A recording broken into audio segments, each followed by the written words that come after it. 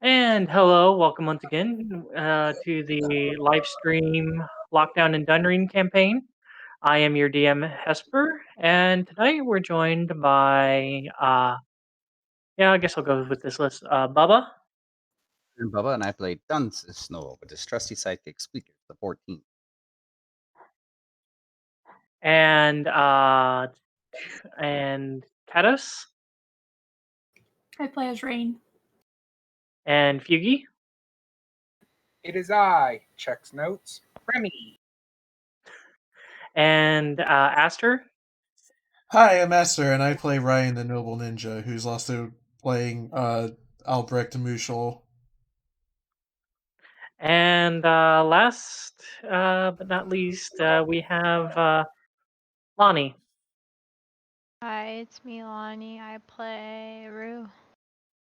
And not sure if she's participating tonight or just listening in, but we also got us a Khaleesi tonight.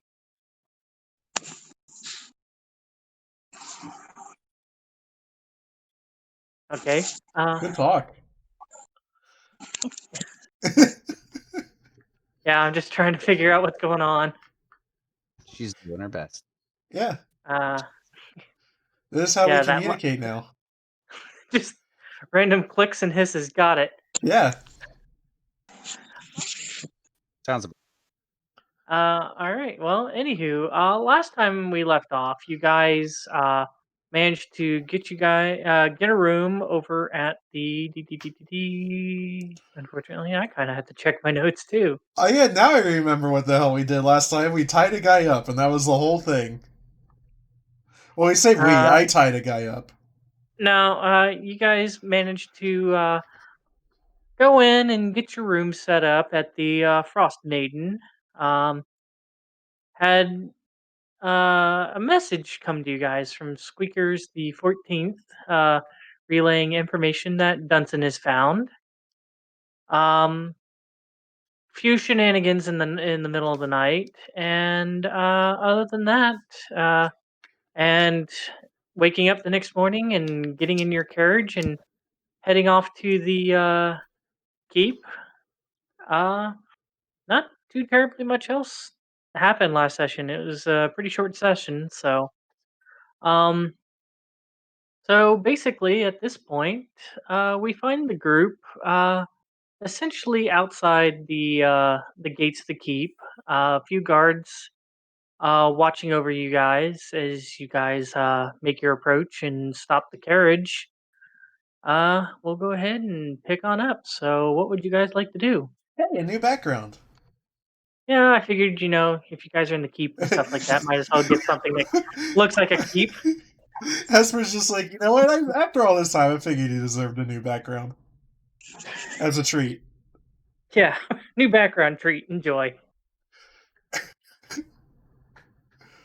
So as I said, you guys pull up in your carriage, comes to a stop, and you guys are now outside the front gate of the keep. Like I said, there's a couple guards, two guards, one flanking each side of the door, and keeping an eye on you guys. And other than that, what would you guys like to do? Well, I get out of the carriage and open the door for my lord. Okay. So I believe you were the one driving, so hopping on down and running on over to open the door, which, if I remember right, I think it's Ryan and Roux that are both inside, and Raine and Remy were riding outside.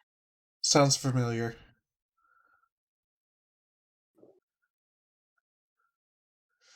Anywho. Thank you, my loyal retainer. Salute. Salute? Gesundheit. I think he's saying he salutes. Mm-hmm.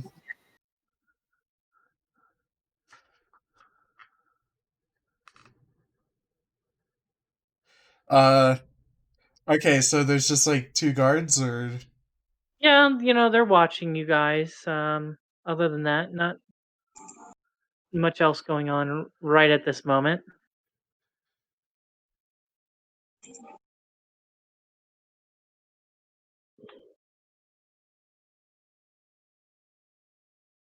Well, that is awkward. Do we want to go in? Yeah. Well, you know, Let's do it.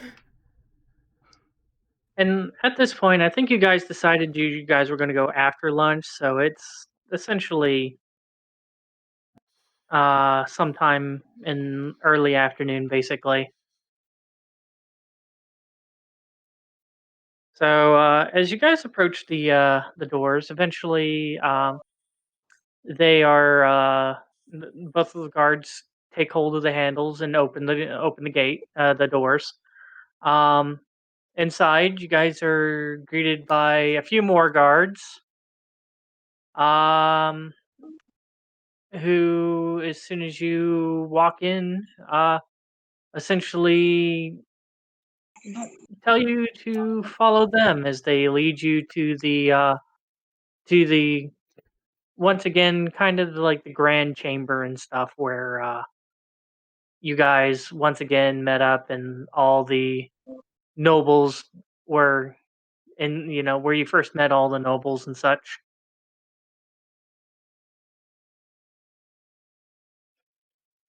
Once again, you guys are led inside. Um, Inside, you guys see seven of the eight that you've previously met. Uh, the only one that you notice that's not there is Archmage Grandquois. And once again, inside this room, there's mm, probably about 8 or 10 guards inside the chamber, along with the I guess lords, as you'd call them.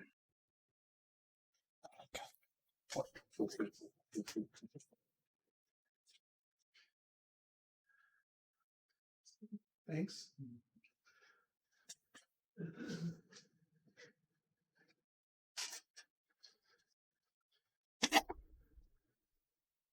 I'm a part of this, so I can't tell y'all what. Yeah, I'm just sitting here waiting for you guys. Hi, sorry, my dad came in my room with cookies.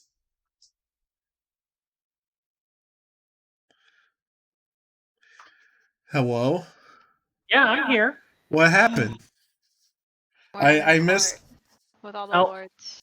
yeah, you're in the room with basically all the lords. The only one that you notice that isn't there is Archmage Grandquois, Who's and got the most there's pinchable cheeks, Hesper? uh, I would say are you looking like fatty cheeks? I I don't know why I just said that. Well, now I have to know. Yeah, which Yeah. that You're assuming probably either Master Builder Unrum or Master of the Deep Baharm. But it's really hard to tell with those big stocky dwarven beards. Or Balamor, sorry. Oh, the guy who has like a lot of meticulous upkeep with his beard. How's his beard doing today?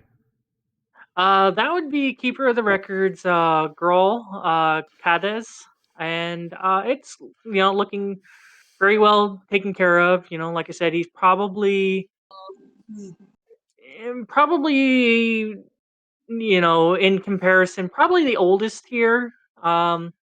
In relative to each race's expected life expectancy. But yeah, it's very well kept, upkept. All right. You know what? I step down from the carriage, walk forward or through the doors or whatever going on here, and I say, You guys are already inside. "Ladies and gentlemen, I have arrived." Okay. I clap. Well, they all look at you very awkwardly, kind of announcing yourself like that. Uh, I'm just and trying to make something happen. it seems like it's a little uncouth for the Lord to announce themselves, but No one else is going to do it. I mean, you got 3 retainers, but whatever. Hey, I'm just the clap man. I'm just the clap Yeah, man. he's a hype man.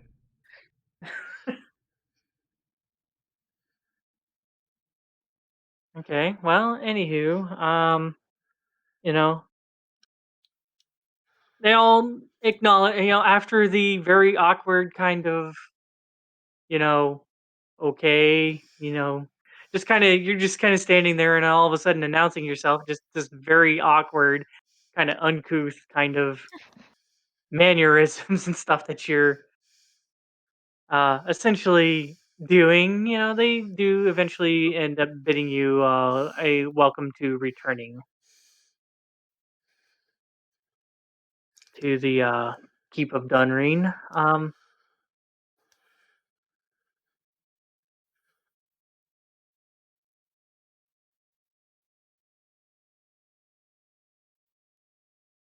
Balls in your court, Hesper. Please have somebody say something specific to me. Well, I guess if you're not gonna, Please. I guess if you're not gonna drive anything, I guess what would probably happen is the keeper of the records probably, yeah, he'll go ahead, kind of stand up, clear his throat a little bit, and he goes, well, I guess if we're all situated in this stuff, I guess we will go over old business first. And essentially begins going through reciting and recounting everything that happened the previous time that you guys were there visiting. So, essentially going through the minutes of the trial and stuff like that, your reasons on being here, and essentially everything that happened last time. This unfortunately takes a while since he's very elaborate and in detail with everything. Despite his age, he seems to have a very good memory. And after he gets done with that, you probably notice that the two younger nobles, which would be Winterpelt and Peacewood, are kind of seeming to doze off. I'm The with Watcher of them. the Watcher of the Woods kind of seems to be messing with something in her cloak. The dwarves are very dwarven, kind of stoic. I mean, if you didn't know that they were, you know, They practically yeah, turn into stone while he's talking. pretty much. Yeah. And the grand judge seems like he's very used to this.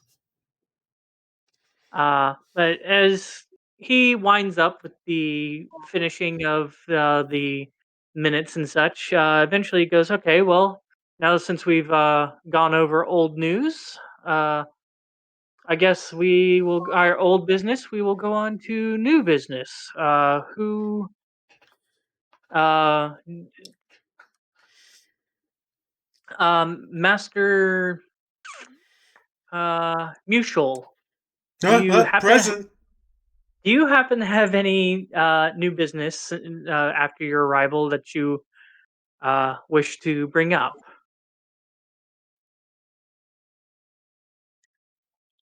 We had a drunk guy wander up to our inn room last night.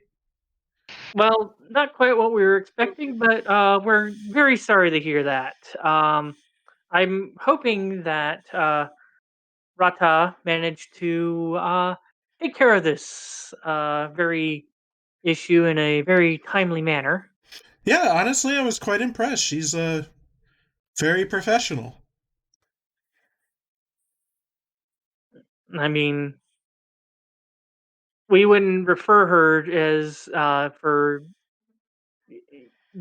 housing our noble guests if that was not the case.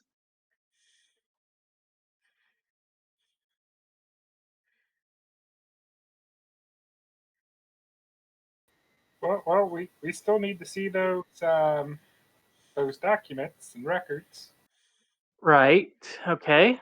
Um, interesting that one of your retainers is bringing that up, but I guess you do bring up a point.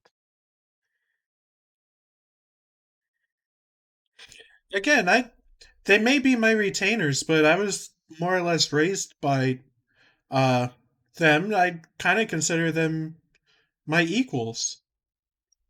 I mean, granted, it's a little uncouth for though I'm so though young and I'm still understandable. learning. Though understandable, just a little uncouth, essentially. But anywho, I whisper into my breath, your face is uncouth. your face is uncouth. I would say, hold on a second. I am going to make just a general perception check. Oh my god. Nope, none of them hear you.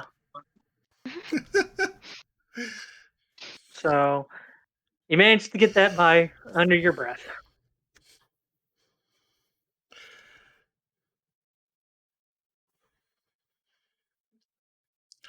Anywho, Yeah, so anyway, I didn't want to just like cut the crap, but that's kind of what we're here to do. okay.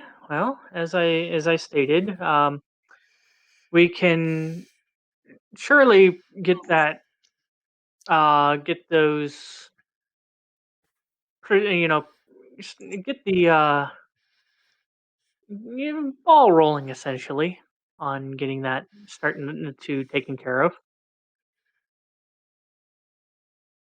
I guess if there is no other news, if you will follow me, since this is technically under my domain as keeper of the records, um, I guess we will go ahead and start heading in that direction.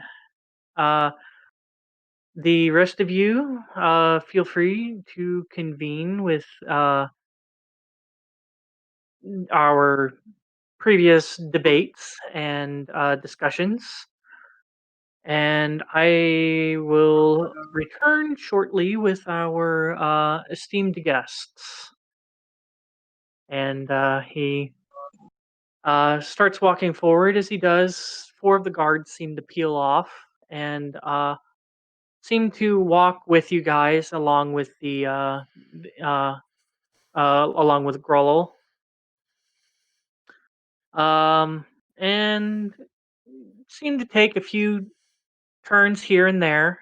Uh, eventually, coming to one corner of the keep where there seems to be which assuming by looking at it and such seems to be a tower like structure. You're assuming it's probably one of the towers on the that you probably see more clearly on the outside.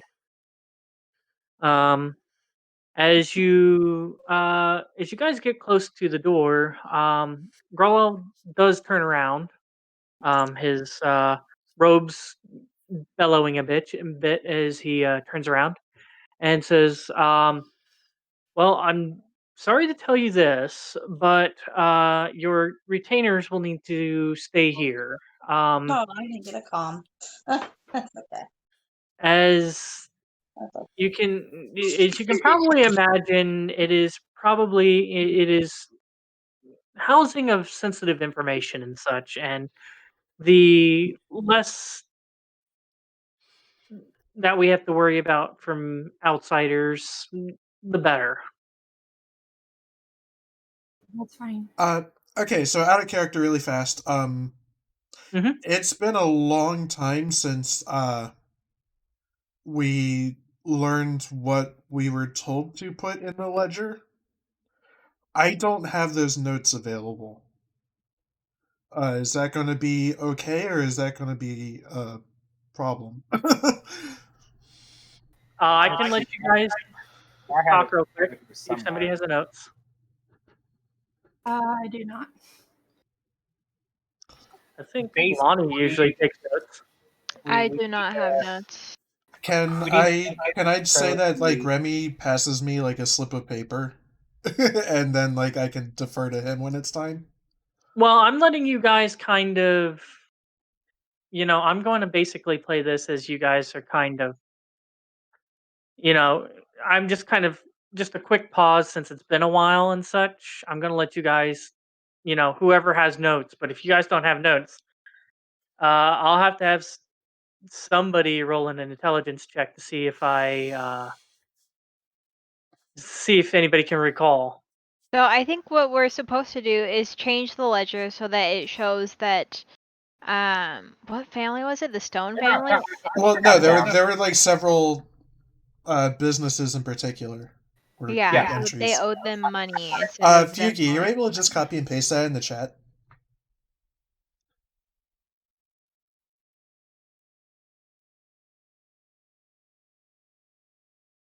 I would appreciate it. I mean, I just got the basics of it. It is what it is.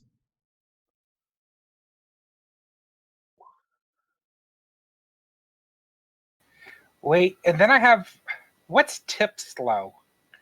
Temple. Tipple Slow. Slow, That's the town that's we the came town. from. No, the city.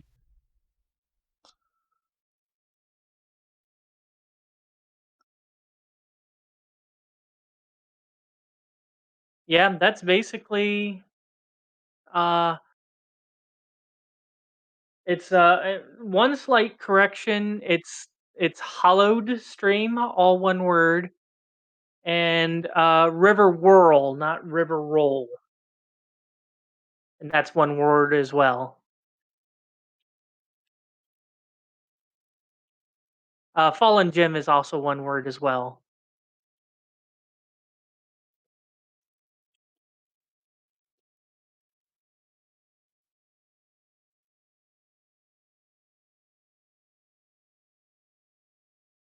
Yeah. Okay. But yeah, that is the gist.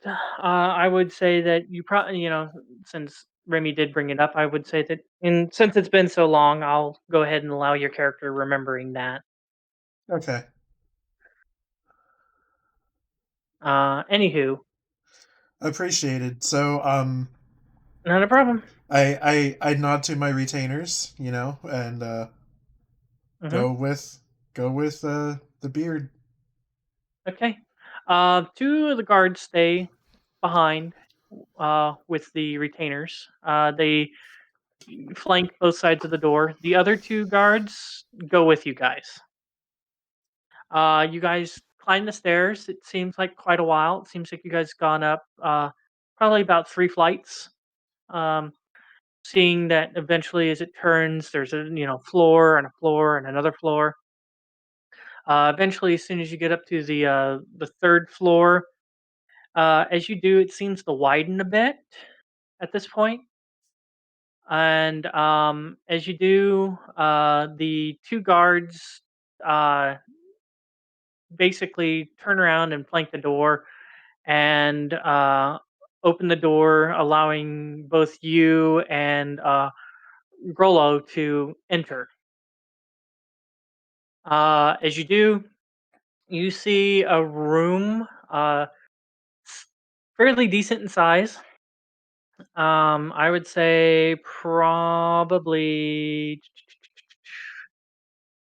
yeah, I'm probably gonna say it's probably about uh, yeah, 50 feet basically in basically the radius. Uh,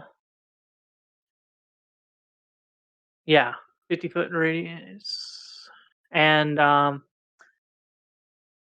looking around, you notice like shelves with scrolls and like tomes and ledgers and such, all sorts of information. And towards the back on this in this room, you see it looks like a pretty solid giant like wooden desk. Um, uh, Seems to be stacked full of papers and books and stuff. And it's very quiet in this room. And basically, from what you can hear, mostly seems to be like grabbing, rustling a paper, sliding, putting on the desk, and just a and then the paper slides. You don't even see like a figure behind the desk at first. Um, see here.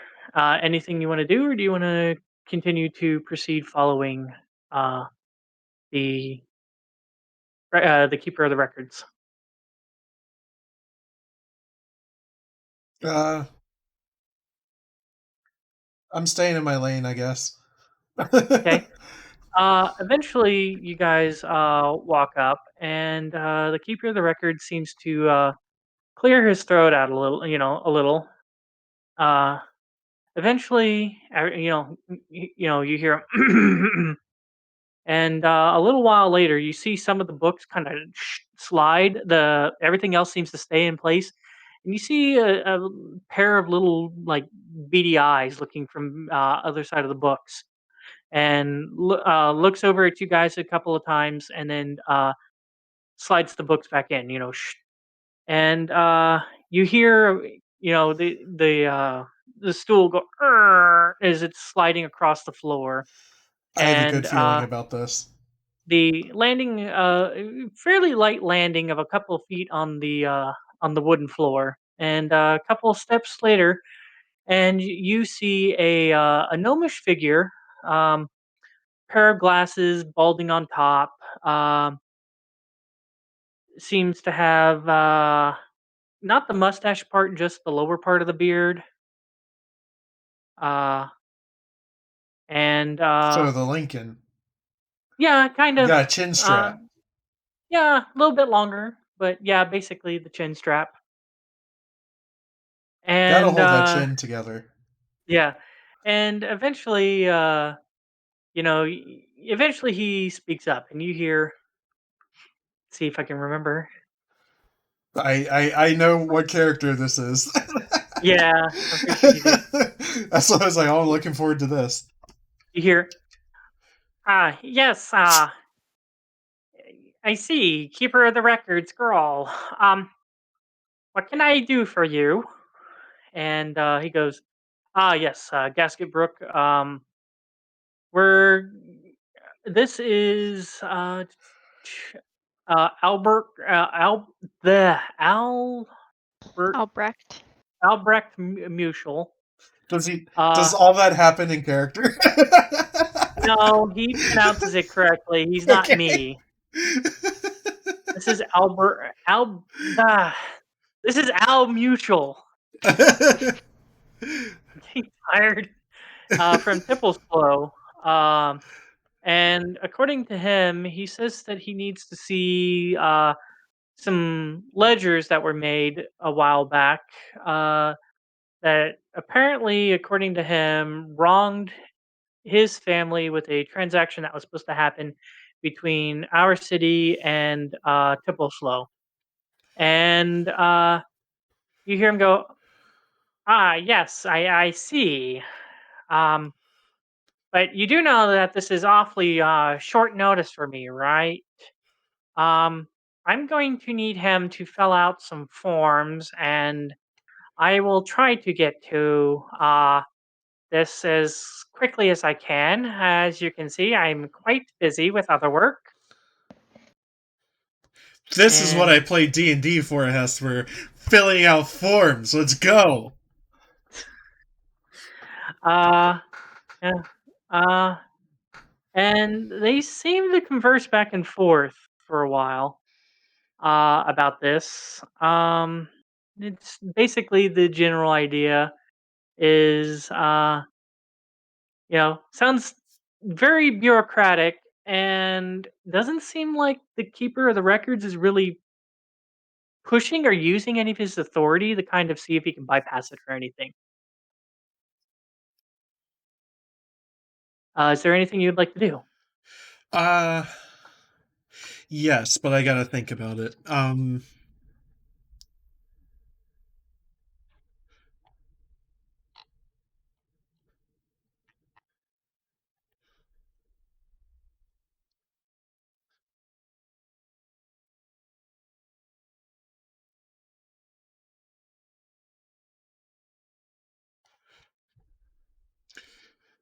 So I'm sorry. These forms you want me to fill out just seem like it's to fill time, busy work, as it were. Is there any way that I can just expedite it? I promise I won't be long. I'll try not to take too much of your time, Gasketbrook. Okay. He turns towards you and he essentially tells you, sorry, but rules are rules for a reason. Otherwise, we just have chaos, and can't have that, can we? Um, yeah. Yeah. I'm gonna go ahead.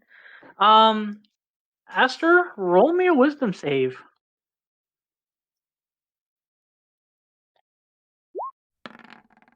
Why two die? Oh, okay. Take the left. I had it on advantage. Yeah. Okay. As you're told this, you kind of just go into this kind of, yeah, he's right.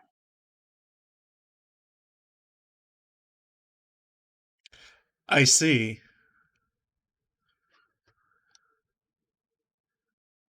Like you're not arguing with him at all.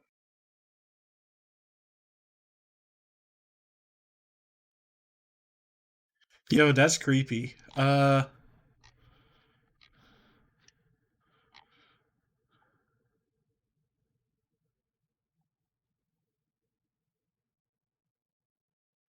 If that's the case, I guess I more or less got nothing. Okay. Like, I don't know what else I can do if the DM's telling me, like, oh, you feel good about this, like you're not gonna argue anymore. Yeah. Uh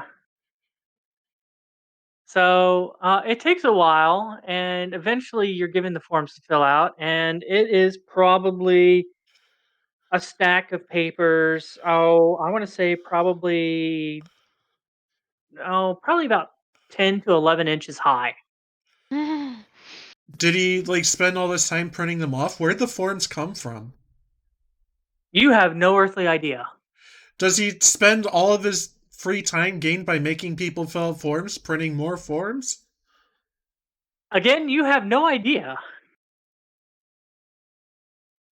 It just seems to just kind of happen as you're kind of just in this stupor. Okay. So, does my, let's see. Does my skill in forgery apply to just like base penmanship at all? Do I have educated enough fingers to get through this document quickly? Well, as soon as he gets all these documents and stuff like that together, and it seems like like I said, you sit there and then all of a sudden you like come to your senses, and when you come to your senses, you find out that you're back down in on the other side of the door at the bottom of the tower where you first entered, standing in front of your three followers with this 11-inch tall stack of paperwork. What you got there? I'm tripping balls. 10. I think I stammer a little bit. I I was given this paperwork to fill out. I don't think I'm gonna do that. Why didn't we tell him that we needed to expedite because of a pandemic? By the way, Every the keeper of the records is there by the way, and when you said, "I don't think I'm going to fill this out," and he's like, "Well, unfortunately, if you don't get that filled out, we can't let you see the ledger then." is there really no way that we can avoid all this paperwork? The rules are there for a reason. See, So- okay. I don't want to tell you how to do things in your town, but over in Tippleslow, we kind of go by the intent of the rules and not the text of the rules. So something like this would be seen as kind of a bit much. Does anybody else want to do anything, or is it just... I'm gonna agree with him and say, it's a moment right now that we really need this information right away, and it just seems that you guys are purposely delaying that, and that is gonna look bad in your relationship with our town when we come back. And that may delay further help later on because you're delaying our ability to negotiate and Okay. look at the documentation. Again, he seems to respond to you guys very kind of like this, like almost kind of robotic. Just kind of like, I'm sorry, but the rules are there for a reason. Okay, But those rules don't apply during an emergency. He's enthralled. I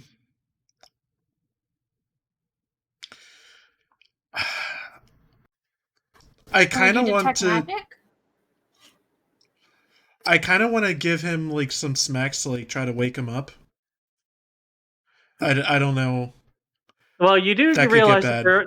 there are 4 guards here, Yeah, and he is a high-ranking official. yeah.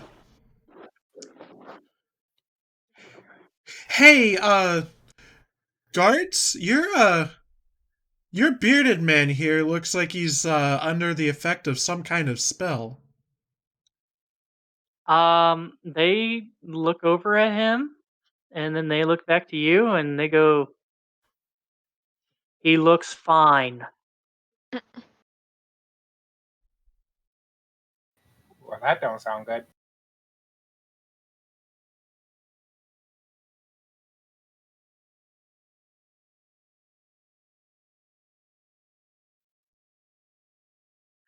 This is fucking creepy. Okay. Do the guards have the same like monotone? Kind of, Yes. yeah. Oh no. Okay.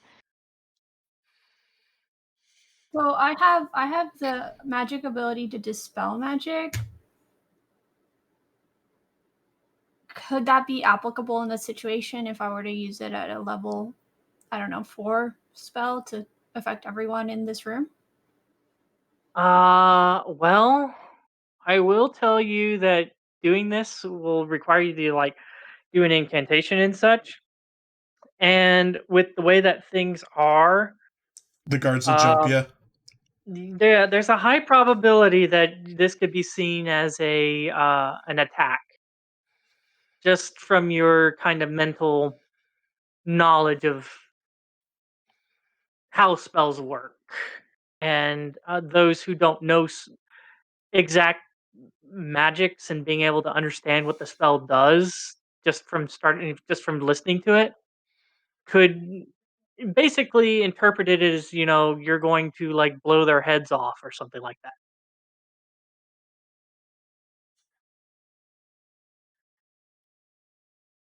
So basically, when I do enchantments, I'm basically yelling out loud as I do it. Is that what I'm hearing? Not yelling, but it's at a like a normal speaking voice. Mm-hmm. I can't even pretend that I'm humming or singing because I'm a bard.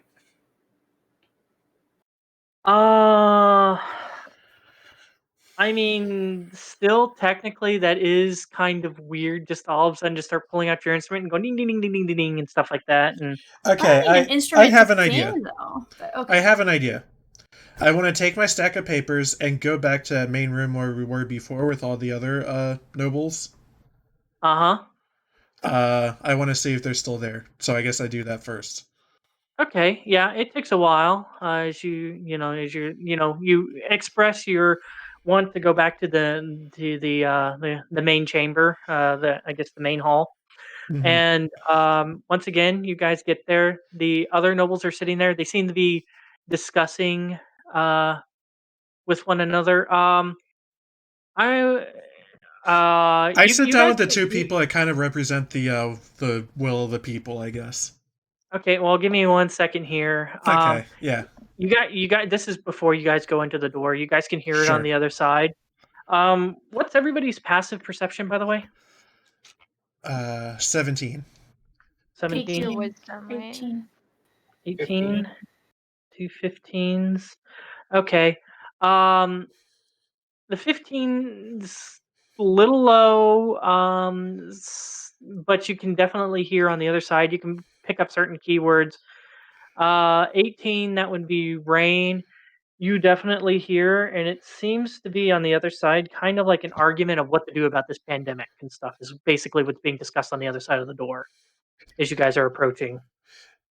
I'm Before choosing to take this as people having a passionate conversation about something are probably not enthralled by the guy's magic.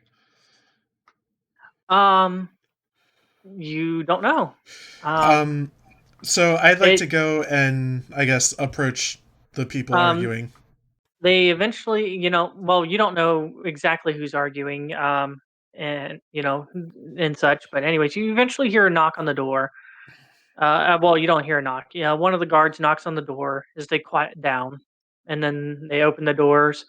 You guys, along with the keeper of the records, walk in. The keeper of the records sits back down in his spot. Still no Archmage Grandqual, by the way. Sure. And as you guys re-enter the room, all eyes seem to be on you at the moment. So, what would you like to do?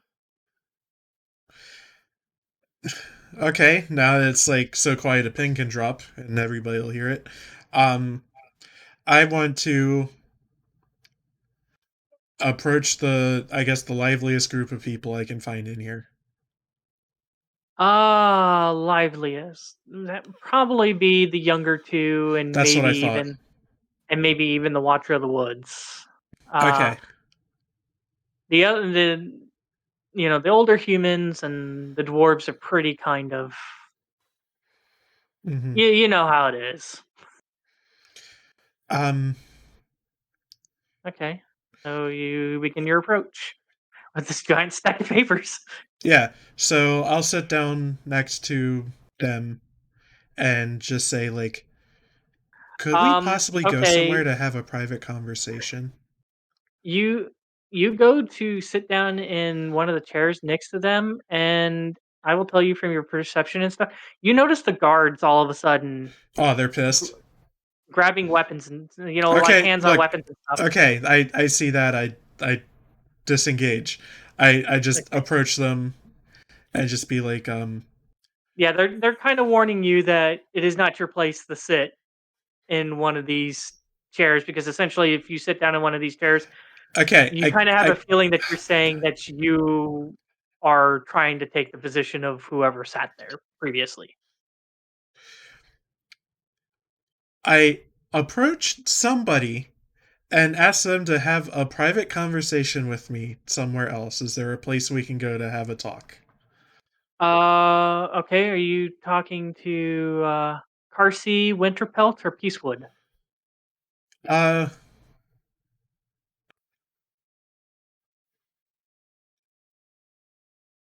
you know what? I'll address both of them. I'll include both. Okay, so you want Winterpelt and Peacewood? If possible, or whoever Okay. wants to. Yeah. Yeah, they're both sitting close enough to each other that you can talk to both of them at the same time. They kind of look at each other real quick and look back at you and seem to nod in agreement that they'll listen to what you have to say. And they tell you, at the moment, probably the dining hall is currently empty. Though, more than likely, some guards will probably be either stationed outside the doors or possibly be in there. But other than the guards, nobody else. That's fine. Okay. So I let them lead me to a dining hall. Yeah. Two of the guards follow them. If your followers are going to, then obviously Yeah, sure. your followers. Um, you know, you guys eventually make it to the dining hall. When you guys make it in there, Peacewood and Winterpelt seem to sit, and not really assigned seating or anything like that, obviously, at this place. And the guards seem to position themselves to kind of keep an eye on stuff. And you two, they sit down and, obviously motion for you to sit down. I do so. What are your followers doing? Standing behind his chair. Yeah, we're just standing nearby. I'm kind of listening around, keeping an eye on the guards. Okay. I will tell you the guards just seem to be mostly just like I said, doing guard stuff, keeping an eye out on stuff, standing pretty close to perfectly still. They probably won't react unless something bad happens or something that they deem is a threat happens. Exciting. Okay. Is Remy doing the same thing, I'm guessing? But when he left the room, what did the 12 people do? The what? What did everybody else do when he left the room to go get the talk to the other people? It seemed, after you guys left and the doors closed, I would say probably it seems like they probably might have probably gone back to whatever they were talking about before. Yeah, I'm just gonna keep an eye on them. Okay. Obviously since Ryan's not in there, you're basically kind of left out in that kind of like foyer kind of area. Just there with a couple of guards flanking the side of the door, just kind of standing there and listening. Yeah, since you're actually listening, I guess roll a perception check.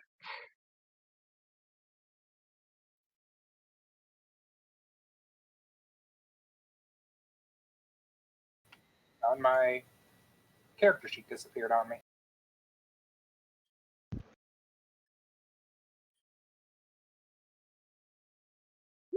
That's interesting. Oh, there you Oh, Uh-oh. go. I'm gonna say, yeah, you don't hear anything else other than what you previously heard and stuff. I'm gonna use your passive instead of your actual perception since it wasn't better. Um, yeah, it just kind of seems like you know, maybe heated argument, slightly heated, but other than that, it's not like like threatening or anything like that. And that's basically all you can kind of tell. It seems like that they're arguing about something. It's from where you're standing. It's hard to make out exactly each and every detail word. A couple of words make it through, but nothing to piece together exactly what's being conversed. Okay. All right. So Ryan and I guess Raine and Roux, what are you guys doing with Peacewood and Winterfelt? so I had a run-in with your Gasket Brook, and I Yes. believe he put myself and your Grollo under a spell. I lost a long track of time, and now I'm here carrying these papers. Listen, I am insulted, and this will not stand. Okay. As you say that, they basically both in unison, by the way, which is very odd, seem to both say, "I'm sure everything's fine. Nothing is wrong." Uh, Could you two call your guards out of the room? Uh, okay. Should I roll persuasion? Are you gonna say anything else, or is it just the guards leaving the room? Would the two guards join us retainers outside? Currently in the room, there's more than two. There was like three previously in here, and then the two that walked in with you guys. So there's like a total of five actually in here. But so you're gonna ask if the guards can go with you two, basically? Yep. Any particular reason behind it, or just? I can tell you out of character. Well, no. I'm asking. I'm asking basically you guys. Okay, What asking did to you? bring up a cover story, basically. Yes. Yeah. Okay. Hmm.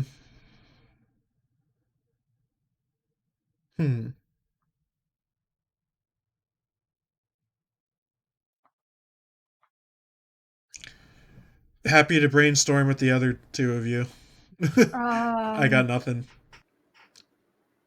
You're just trying to get them alone with you?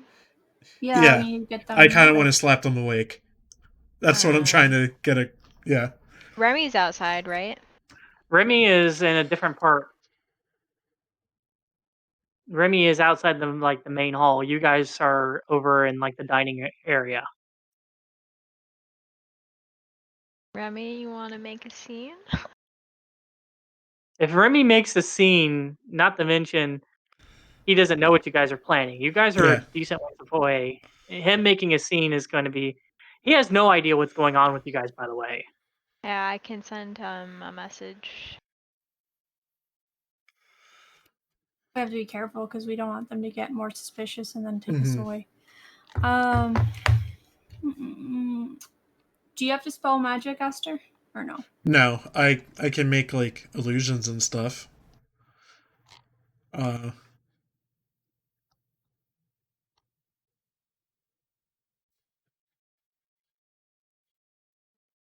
I'm trying to kind of look to see here real quick.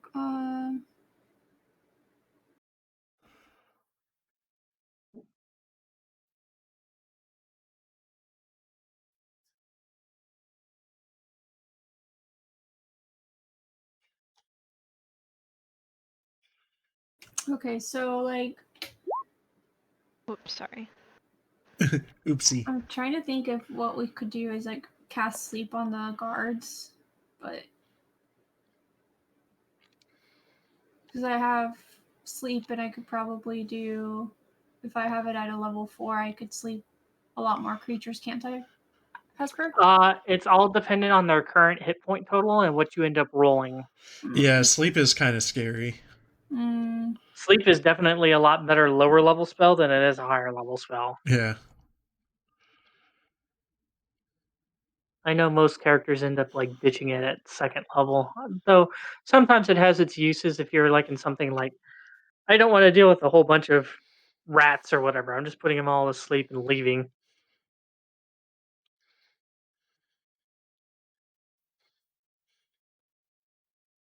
And I mean, you can try. That's all I can say.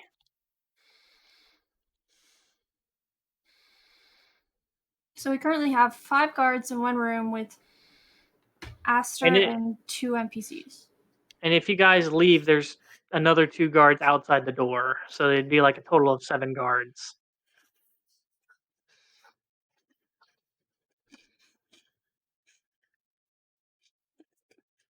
But yeah, basically all I was asking is not what are you guys going to do with the guards. I'm asking what is your reasoning for the guards to leave? You know, your lie or whatever. Basically, that's basically so far all I've gotten that you're telling them is like, oh, can the guards go with us? And it's like, why? Yeah, that's kind of the problem. Yeah, we gotta come up with. Like it's. Well, I think Cados was kind of off on the wrong idea of following what they're going to do after they get the guards out, not how to get the guards out. Yeah. I just don't know how to get the guards out without being suspicious. They're all enthralled, unless it's like, oh, could we get more information on the amount of guards that you guys have while our boss talks to these 2 individuals? I don't know.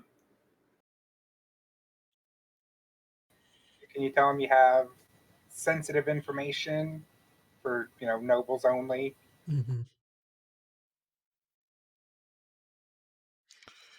Okay, I'll try that. I want to talk about something that only people of our status can really hear. Is it okay if we both ask our guards to leave?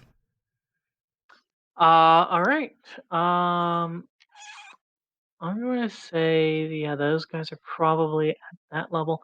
So I want you to go ahead and roll me a this is a. I'm guessing this is more of a deception than it is a persuasion because you're deceiving them about the information. That sounds great. So I'll go ahead and let you roll deception. Whew. 25. Yeah, I would say with the way that things look in your speech and such, they don't seem to perceive any harm in it. And go ahead and order the guard. Order one of the guards closer by to, and basically tell the guard, go ahead and gather the others and wait outside the door. If anything bad, if anything should happen, I'm, just keep an ear out. But, um, you know, go ahead and go with his retainers and stand post outside the doors. And Uh, they I, seem to. It's a big room, Aster. yeah, So yeah. unless Okay. yeah, I'm not saying this is a big room. It's not like there's and you guys are pretty close to the middle, so unless they're actively like really trying to listen through the doors and stuff, and you're probably not going to be heard very easily. Okay. Because I think that's what your objection was just to be about just now, right? Yeah. Yeah. Uh, Uh, so so my main thing is like I just want to tell my retainers to go with them and keep an ear out. okay. And it takes a little while for the guards to go around. The one guard to walk up to the next one, and then that one to walk.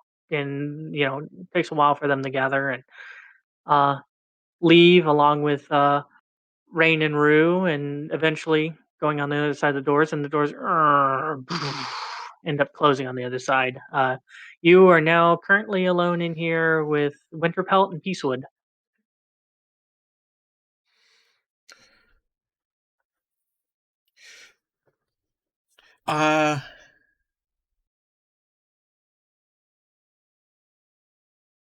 Okay. Do I have like a canteen of water or anything? I'm sure you have water, like a water skin on you, and I'm pretty Yeah, sure it yeah. probably has water in it.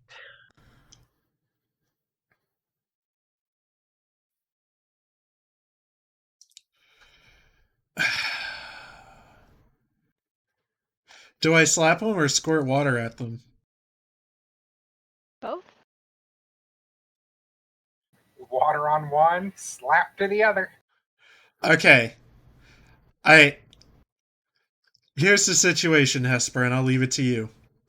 I'm Mm-hmm. going to slap the face of the person closest to my left hand, and my right hand is going to squirt the water skin at the other one. Okay, so you're gonna slap Winterpelt and squirt Peacewood. Sure, yes.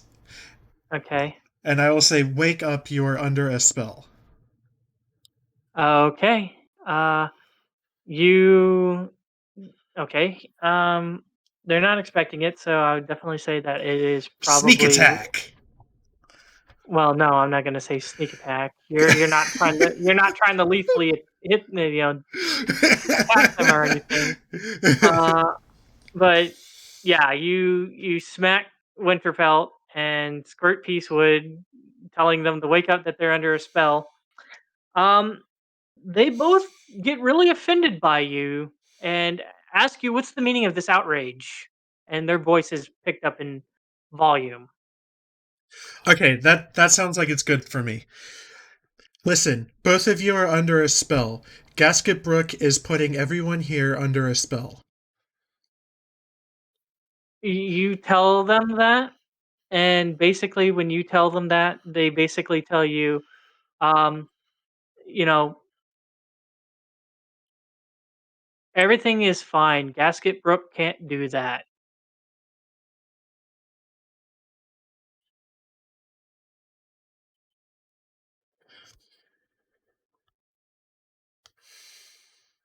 Hmm. Yeah, it seems like that they were outraged, and then all of a sudden, the emotion went away, and then they're back to being outraged at you again.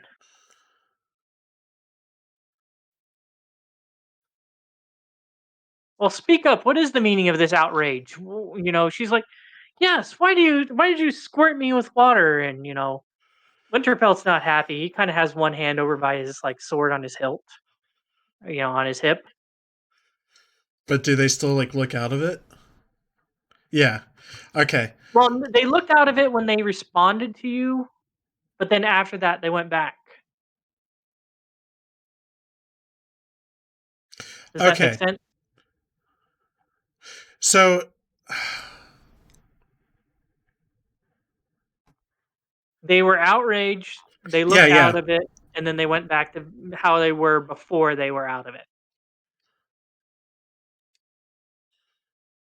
Hey, Cados, what's your character's disguise name? Sonya?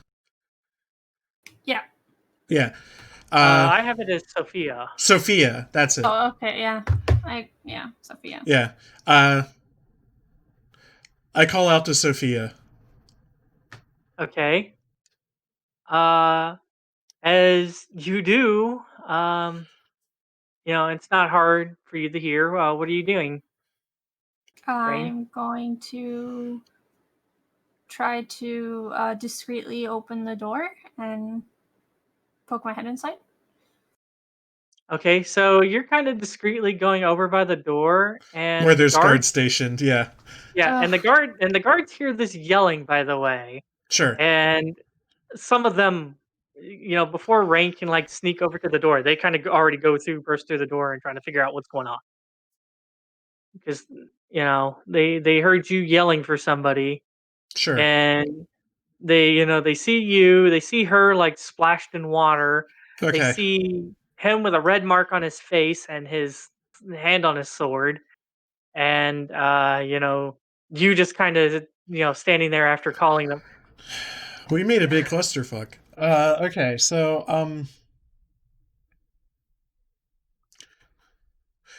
I'll just be like, I need you to dispel magic if possible. Just blatantly right there and then? I don't know what else. I'll hold on. I'll awaken mind it to you. While the guards are distracted looking in the room, I'm going to do it. Okay, let's try it while they're all looking at you. Okay, so you're gonna okay, so you awaken mind that to her. So are you gonna try to sneak in there then? Well, so yeah, I needed her to open the door to be visible to me. Well, yeah, a lot of people are already visible to you at this point. I mean, unless Roux not there, pretty much the 5 guards that were there previously are watching the situation. So they're all in there as I'm poked my head in there, right? Because they already rushed in there, right? And they're all looking at Ryan, correct? Yeah, they're all looking at the situation. So they're distracted while I can quickly do dispel magic. Because this is getting kind of tricky, Hesper.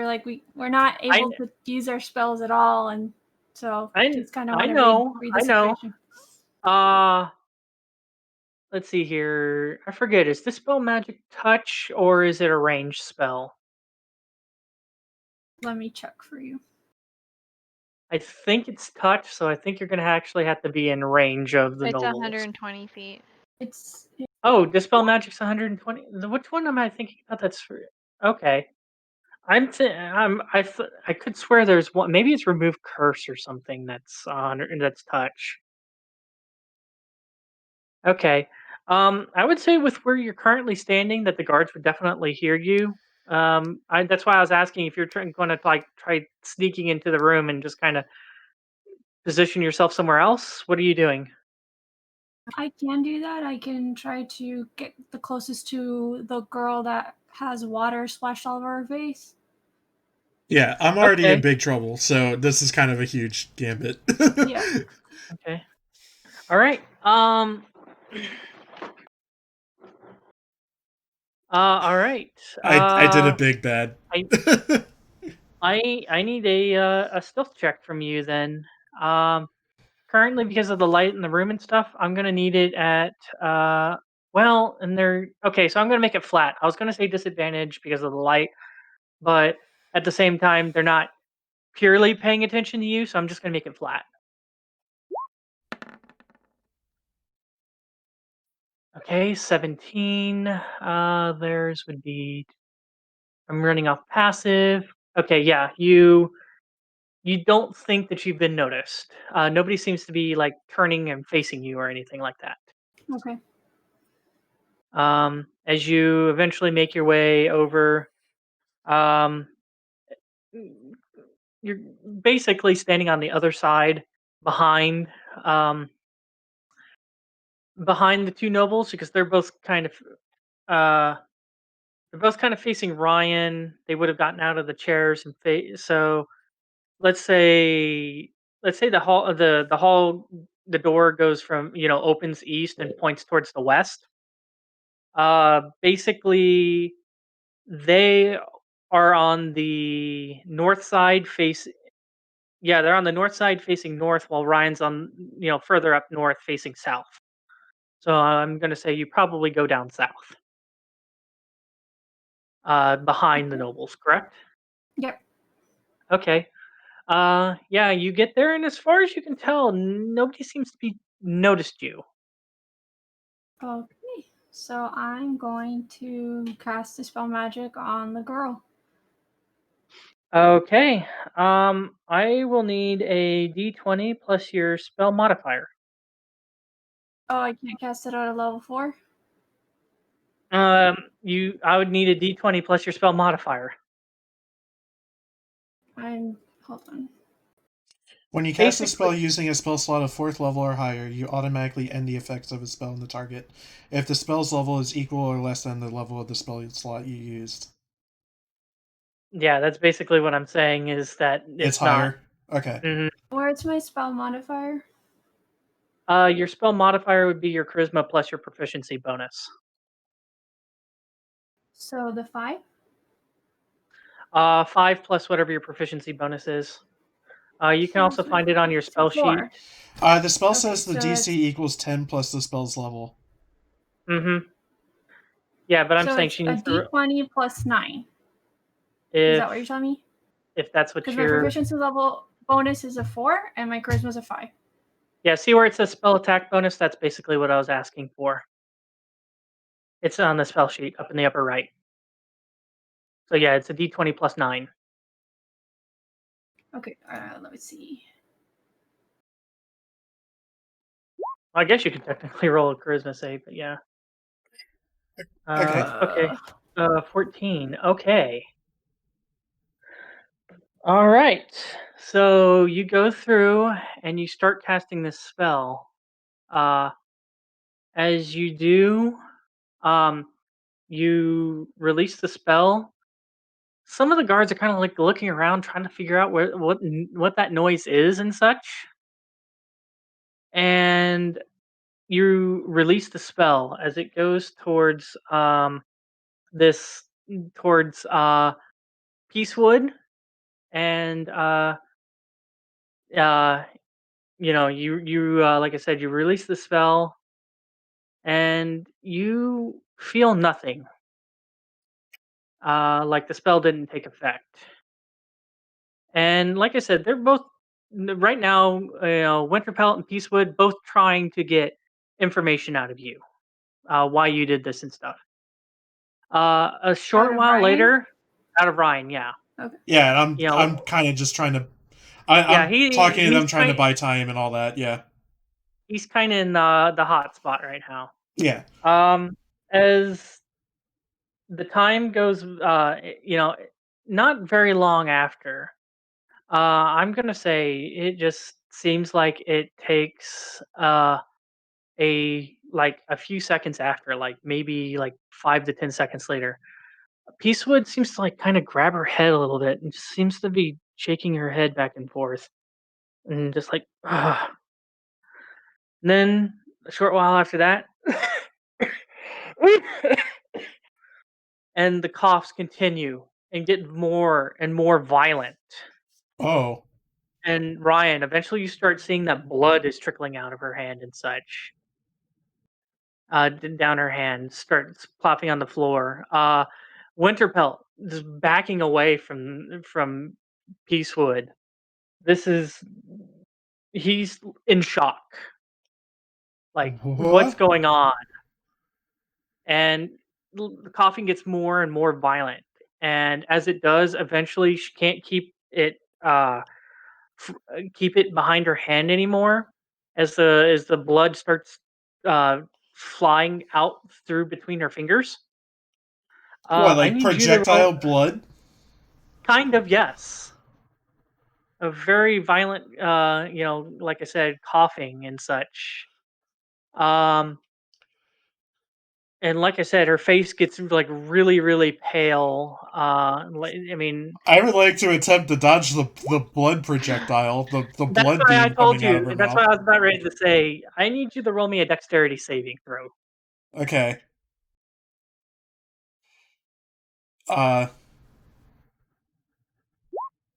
Game, please? Okay.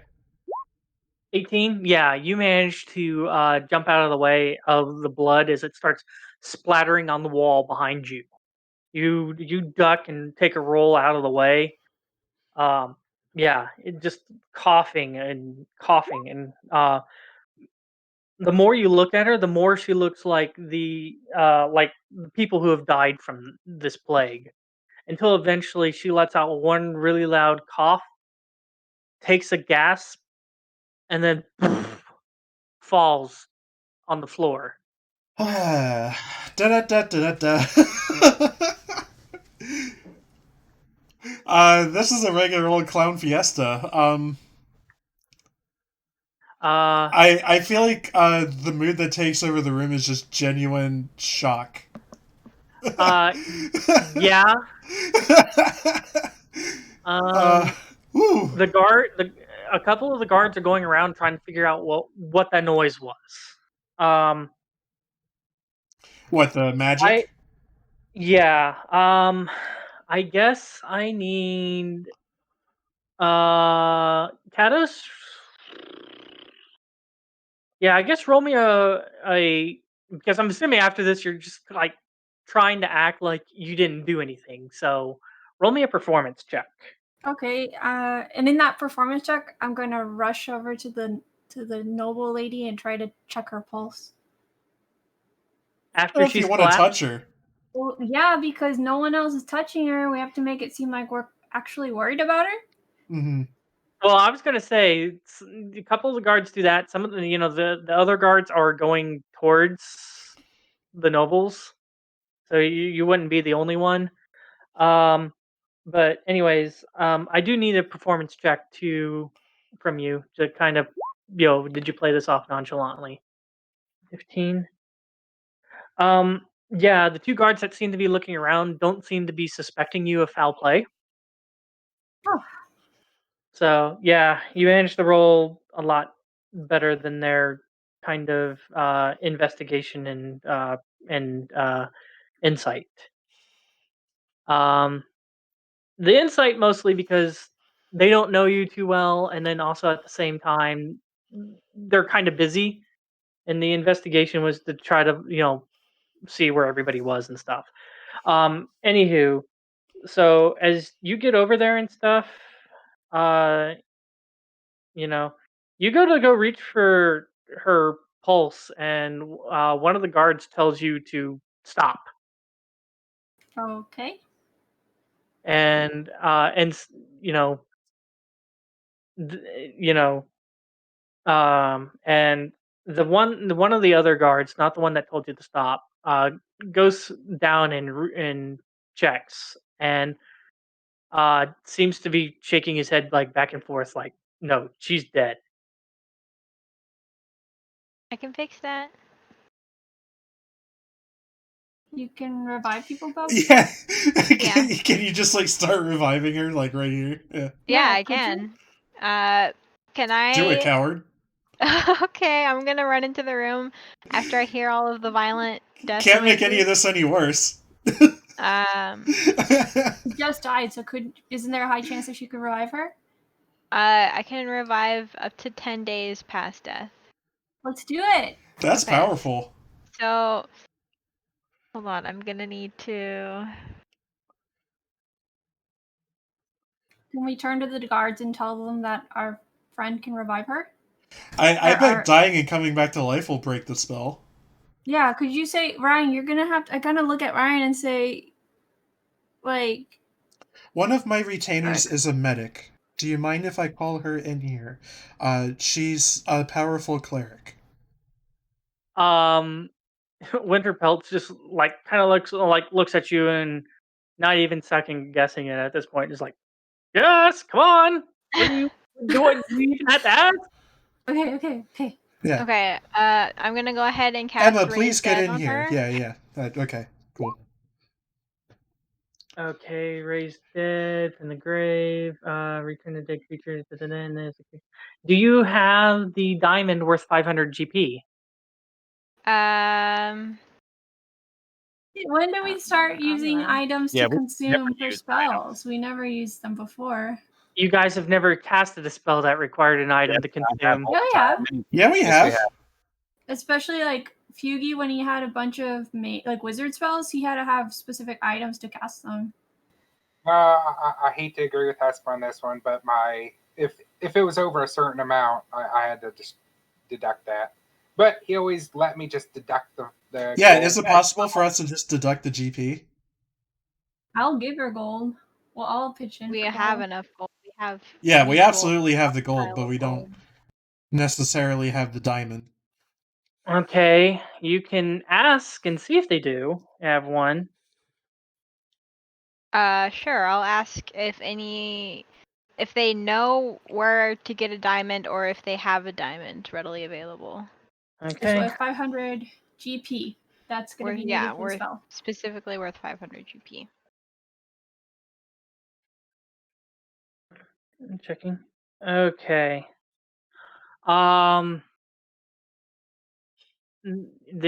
Basically the best answer that you're given is can possibly check the treasury. I'm going to say that Winterpelt tells one of the guards to because I think you explained what you're going to do. Mhm. So he tells the guard to go check the treasury. It takes a little while. Okay. Takes longer than a little while, but eventually the guard does come back and is followed by a dwarf. Seems like kind of, he's wearing spectacles and stuff. He's carrying like a small chest back with him, and opens it up, and luckily, he does exclaim that they do have a diamond, worth that much. Um, But ...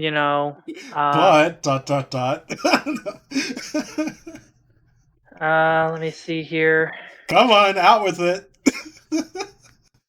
Okay, with the roll that I did and stuff, yeah, I'm gonna say that they believe that they're going, they're not gonna charge you guys for it. Oh, I mean, okay. I can leave her dead if they want. They were not going to charge us for it. They're just going to give us a diamond. Yeah. Yeah, they're giving you the diamond to do this. I mean, granted, if you probably start bolting and making a run out with the door, the guards are gonna probably kill you. But yeah. Okay, so all right, so I will need you to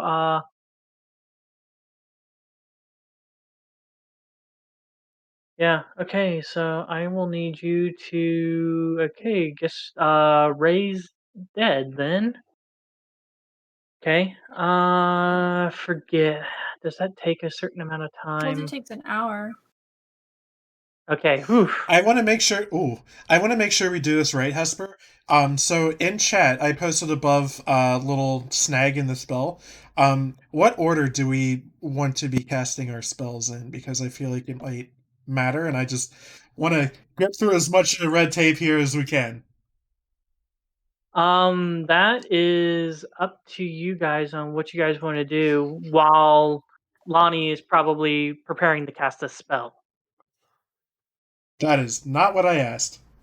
Okay, so Lani's spell that she needs to diamond for, it states the spell doesn't, however, remove magical diseases, curses, or similar effects. If they aren't first removed prior to casting the spell, they take effect when the creature returns to life. So, do we cast, like, I don't know, Greater Restoration on her corpse? And then cast Raise Dead? Well, Or- I'm just saying, well, unless Lonnie is the only one who can do something like that, it's going to take Lonnie an hour game time to cast this spell. So, Okay, well, I think then Lani, before she casts that spell, she needs to do Greater Restoration first and explain to them that there's a couple of steps, and they might not be none the wiser, but have her cast Greater Restoration first on her corpse to remove the curse, and then start chanting and doing the revive. Okay. So I'm gonna do Greater Restoration first. okay. Okay, that has the diamond dust. I'm sure they probably have that in the chest. Okay. And then after I cast that, I'm gonna go ahead and do Raise Dead. All right.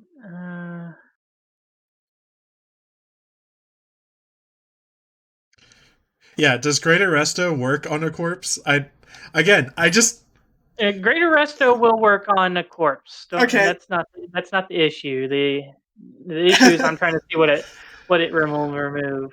It removes Charm, Petrified, Curse, Okay. Attunement. Okay. So those aren't necessarily diseases. But we don't know what this is. I don't think it's a disease. I think it's part of the charm that they're under. Yeah, we're gonna fucking find out, I guess. Yeah. Okay. We're gonna learn a lot this session. I'm going to say that after a while, you go and you cast the Greater Restoration as your magic pulsates through the corpse. You notice a pendant that she was wearing starts releasing black smoke. Can I try and like yank it off her neck? Well, as you go to go do that, it like just disintegrates in the black ash and just kind of falls to the ground. Don't like that. Hey, is anybody else wearing a similar pendant? Did we notice any similarities before it started burning? No, you don't. Do you notice any other similar pendants? Yeah. No, not without like doing a thorough investigation. Like I just didn't want to have the plot twist be like, oh, everyone in town is wearing this specific necklace. Yeah, I just wanted to get that out. Why don't we comment on that? Who gave her that pendant? Yeah, who gave her that pendant? As you know, they don't know who. It looked like just a normal piece of jewelry. Okay. It wasn't anything specific, like a special like symbol to the gods or anything like that. It just looked like it looked like a white gold like pendant with a ruby red with a red ruby in the center. Other than that, there wasn't anything else really like distinguishing about it. Does anyone have detect magic? I have detect magic. Can you cast it in the room? Okay. Anyways, like I said, that pendant just like bellows off in the smoke and it just. So you're going to start casting your raise the dead spell then, Lani? Yeah. Can I do that while she's doing that? Can I detect magic to kind of distract from the double casting? Yeah. Okay. Your detect magic. Okay. Give me one quick second here. Sorry. Okay, no worries. Is it so bad that Lani's casting 2 spells? I'm not casting 2 spells. I'm only casting 1. No, If you you were cast the casting Greater Resto and then Raise That's Dead. instant, though. Okay. Yeah, that one's already done, and now she's just kind of going through. Okay, so now I'm confused with what Cados said. No, I'm staying out of Cados is it. casting Detect Magic, so we're both casting spells at the same Okay. time. Yeah, Cados is casting a different spell. By the way, if by this point, the other nobles are, Keeper of the Records, Master Builder, blah blah blah. Even Archmage Grand Qual have now Oh. entered the dining hall, along Okay. with a lot more guards. I would have followed them when they started coming in. Yeah, I figured as much. So As soon as I see a dead body, I'm like, oh shit, we doing this, guys? We're doing this? you get a lot of strange looks. Oh. Can we not make this any more of a really clown dirty fiesta? Okay. I'm sorry, guys. Remy, roll me. Just roll me a general charisma check. Yeah, charisma. Just charisma, because I can't. I don't know if this would be persuasion or deception, because. Well, your good. choice: persuasion or deception. Well, it doesn't matter. They're all my strong suits here. Mm. That was almost a 20. Oh. Yeah. Is you're kind of doing that, Grand Judge Bonzek Ragnan? He seems to be very suspicious of you, Remy. I put all of my weapons down. Like, sorry, I just saw my lord there, dead body. Jumped to conclusions. My apologies.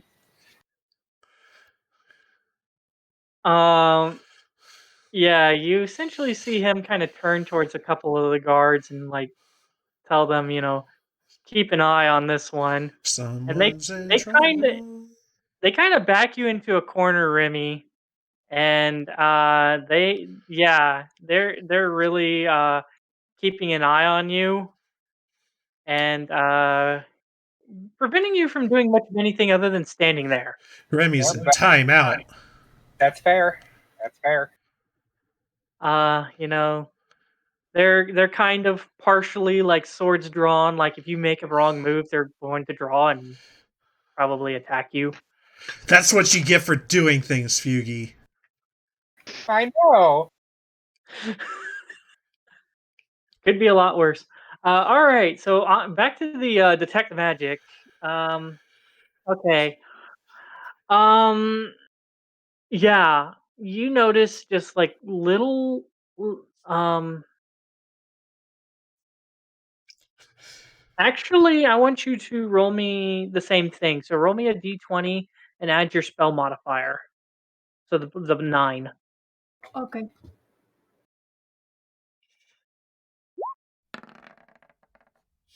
This is gonna be good. 24. Okay, yeah. Some of them are a little bit harder for you to notice. Like there's other possible spells in play.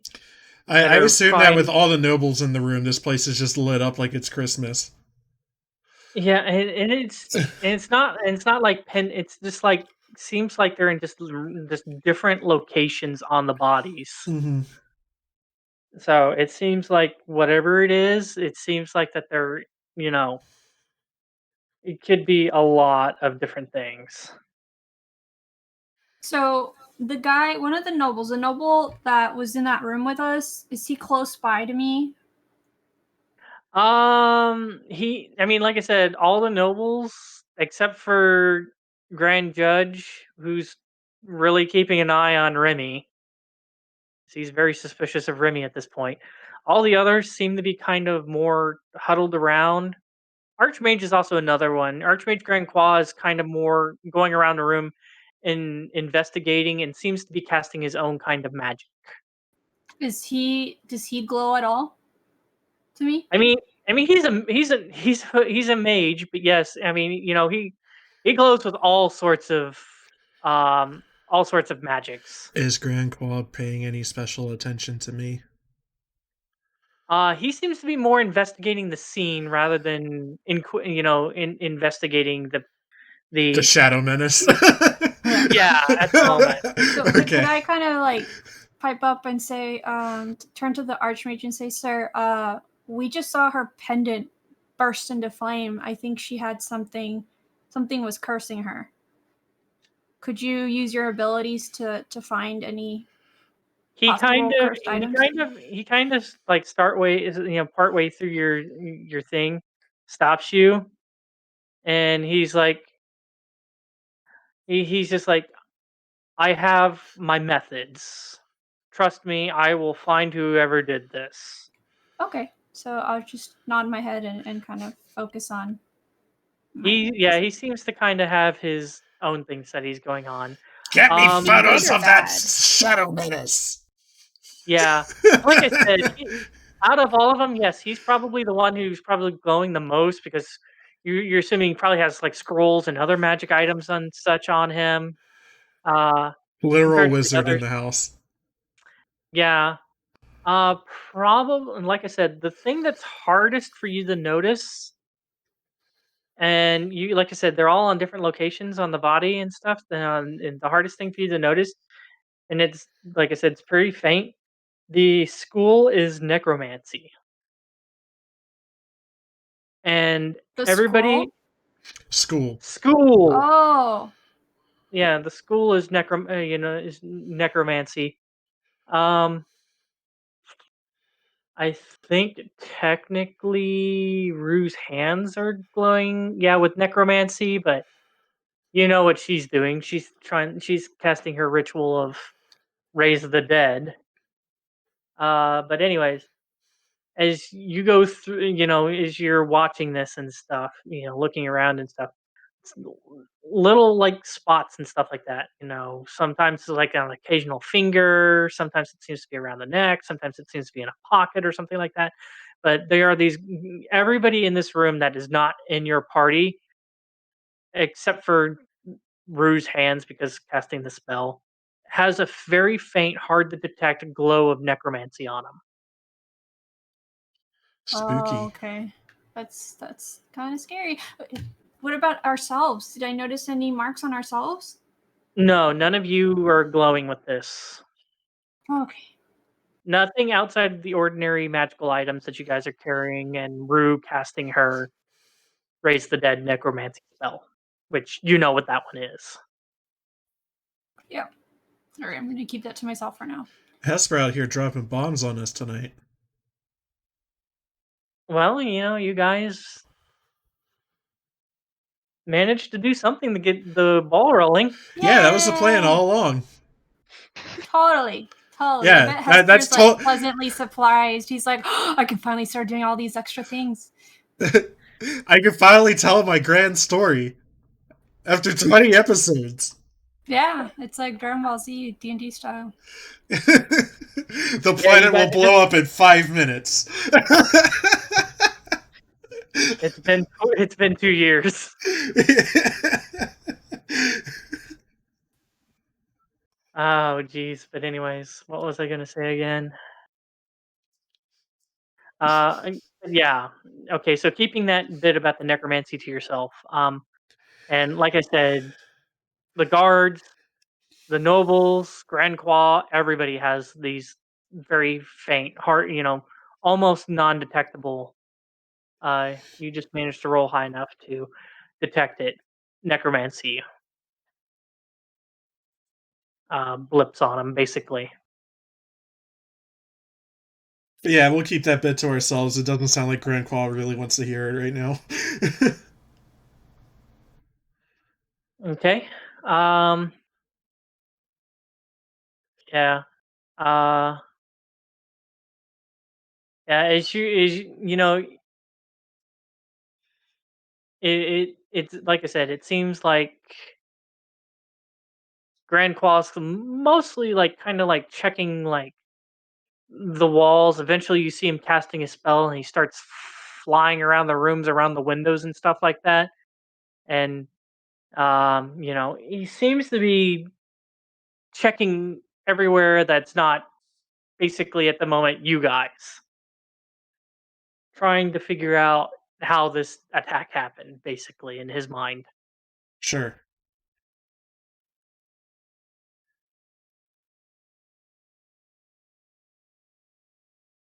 Uh, so anything else during this hour that you guys are wanting to do? Uh, Can we look do at none of the? the NPCs have any questions for us? How are there like apart I from mean, their worries? Does it look like natural worries, or are their facial expressions bouncing back and forth between like robotic, like that's flat affect Everything is fine. versus? no, it is not like they're enthralled or whatever. None of them seem to be in that So statement it at the seems moment. like certain things trigger it. Yeah, it seems that way. So it seems like everything in here seems to be you know, as per usual. Um, Ryan does get some questions from the grand judge after he gets done staring Remy down for a while. Uh it's basically along the lines of like and goes through and asks the guards the same thing, and uh doesn't ask Roux because Roux's busy casting her spell, but will Hmm. ask Raine. Basically, what happened. So I'll go ahead and start with Ryan. What do you tell him what happened? Oh man. I gotta think about if I tell them about Gasket Brook. Bye bye, Bubba. Yeah, Bubba, that's reasonable. Yeah. Hope you feel better. Take care, Bubba. Oh man. So I gotta figure out if I tell them about Gasket Brook or if I make something up.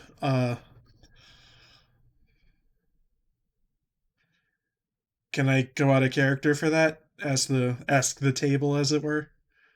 Yeah, you can go ahead and do that. I'll allow a quick discussion among you guys. I'm gonna set it for 5 minutes, so feel free to go ahead, and then from there I'll kind of put us back in game. So go ahead. Yeah, so I kind of feel like if I mention Gasket Brook, everyone's going to be like, everything is fine. But if I make things up and am dishonest, there could be like a Zone of Truth spell coming or, something like that. So that's kind of what I'm trying to weigh. Yeah, I mean the Archbishop's there, right? So couldn't you kind of say a bit of a white lie in stating that you had a moment when you interacted with a specific person, you lost the sense of time, and when you asked around, it seemed that people had odd responses, Okay. and you were suspicious of something else going on. You were like worried, and then when you confronted them, that's when this episode happened. Okay. Yeah, be very vague. And you can even say like you don't know the person's name because you couldn't remember in that moment in time where you lost the sense of time. Sure. You didn't know who it was, but when you asked them about it, she started getting a cough attack. Okay. Yeah, just start off saying it real slow and vague, so see if you can see immediately what triggers it, Mm-hmm. and just kind of ease it more specific and until you hit it. Okay. Now I'm just trying to think of what I lead with. Well, there, Hesper, I could use a restroom break, so I will be right back. Okay. Well, does everybody want to break real quick? Yeah, I want to get some water. Okay, let's go ahead and take like a 5-minute break, and then we'll come back. All right. Sounds good. I'm gonna go ahead and take care of my dog and stuff. So yeah.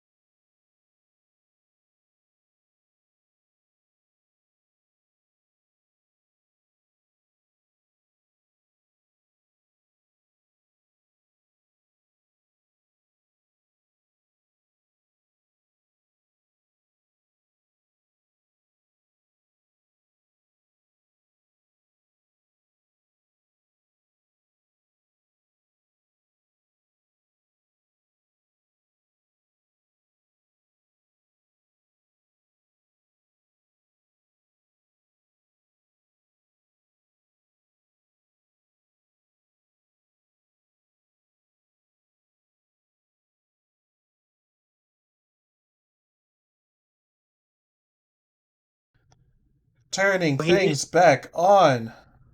Oh, I was. Never mind. Yeah, that's why I was trying to get you to kill last Sunday. Well, I think at first you were saying that you weren't feeling well, and then Yeah, that is true. Yes. and then I think you were saying that first, and then Feugy was talking about having to move it till Monday. I didn't know that. I didn't hear anything, or I didn't see it. I don't know. Anyways, It ended up being sudden on Sunday night. well, Can't take to the bed on Monday. yeah, sorry to hear that. Okay, well, anywho, all right. So, where we're gonna pick up, right? Ryan, you were basically asked by the Mhm. grand judge. What happened? Oh, I should have Uh, been thinking about that during our break. Okay, so uh let's see. I tell him so I went up the tower and was greeted by a person who really wanted me to fill out paperwork. And I blinked, and suddenly I was back at the bottom of the tower with a stack of paperwork in my hand. And when I asked around about what just happened, I got weird answers. So okay. I went to those two. I'm gonna say, but before you He go to interrupts. tell him, yeah, he goes, "Don't worry, you are fine."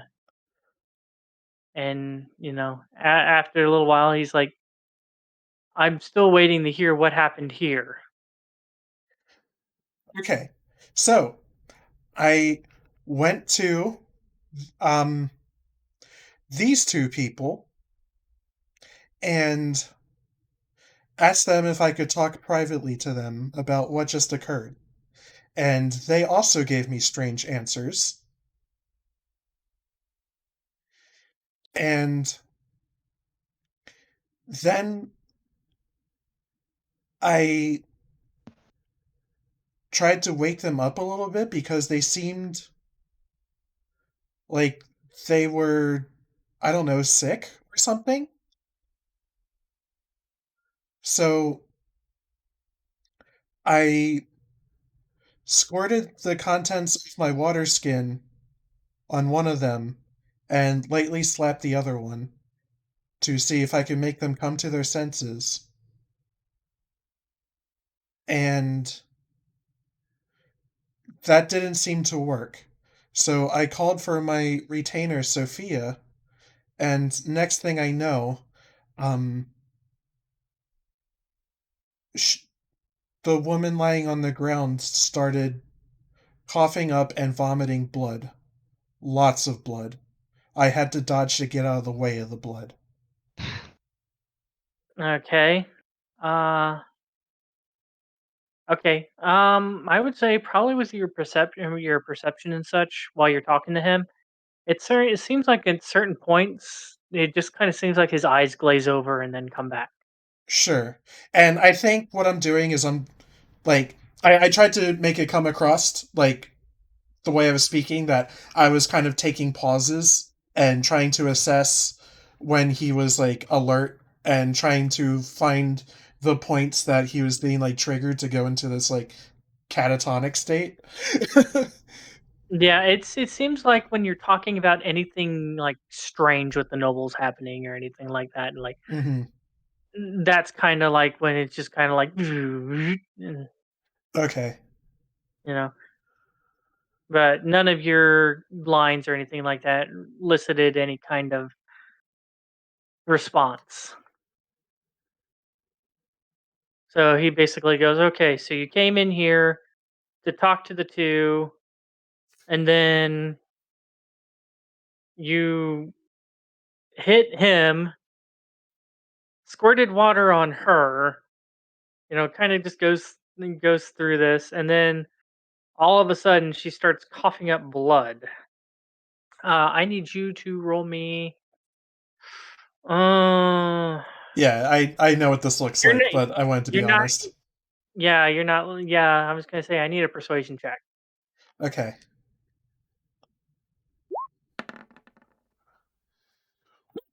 Okay. 22. Yeah, Hot he hands. seems to believe you. Fine. Okay. Okay. Okay. He goes the same thing. Over to Raine. With me? Yep. He asked you. Okay. So what happened here? So basically, Aren't I you in the hallway? I was in the hallway. So I was in the hallway with my other colleague when our master called me in, and when I stepped in, the guards had already rushed in. I rush into the room and I look at the young lady. She was drenched in water. The other gentleman had his hand on his cheek. And as we're in the process of figuring out what happened, she starts coughing up blood and collapses. Okay. Um. Since technically you omitted part, I need a deception check from you. I omitted a part. The part where you went and tried to cast dispel magic. Yeah. I admitted things too, but I was playing kind of dumb. Fuck my life. Of all the times to roll like low. Okay. Um. He kind of feels like that you aren't telling him the entire truth. Uh. So he's kind of pressuring you. He's like, "Are you sure that's all that happened?" And he's kind of emphasizing that he feels like that you're leaving stuff out. So when I noted that our young master had mentioned that the nobles were talking a little weird, a little odd, and he wanted to step out, I attempted to try to detect magic or dispel magic, sorry, and nothing happened. Okay. And Uh. when I attempted to dispel magic, nothing happened, and then a little while later, she started coughing up blood.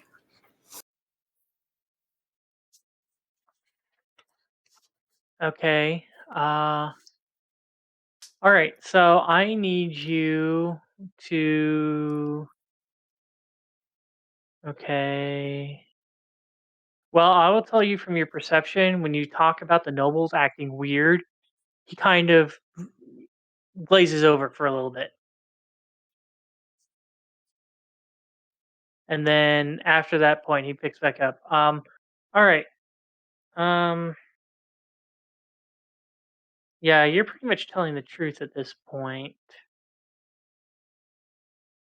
Um I'm going to say okay, he seems he seems to believe you for the most part. He motions for one of the guards to come here and as after he does, he seems to whisper to the guard, and the guard seems to break off and go and talks to Archmage Grand Qua, who eventually comes back over by you guys, and both of them, in kind of hushed tones, Grand Judge and Archmage seem to talk between each other. And then Archmage Grand Qua kind of turns towards you, and he's like, "All right, I need to see your hands." Me? Yes, you. Okay. Hey, who's the Shadow Menace now? Yeah. Show my hand. As he does, you notice that he's speaking an incantation, and um, let's see here.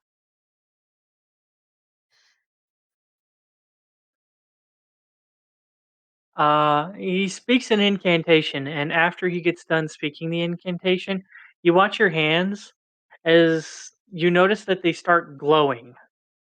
And from your detect magic and stuff, you've seen these kind of glows before, and you notice that your hands. Well, actually, you notice like mostly your hands, but your entire body starts glowing in the glow, the color of glow that you would see from divination, and then eventually switches over to dispel magic.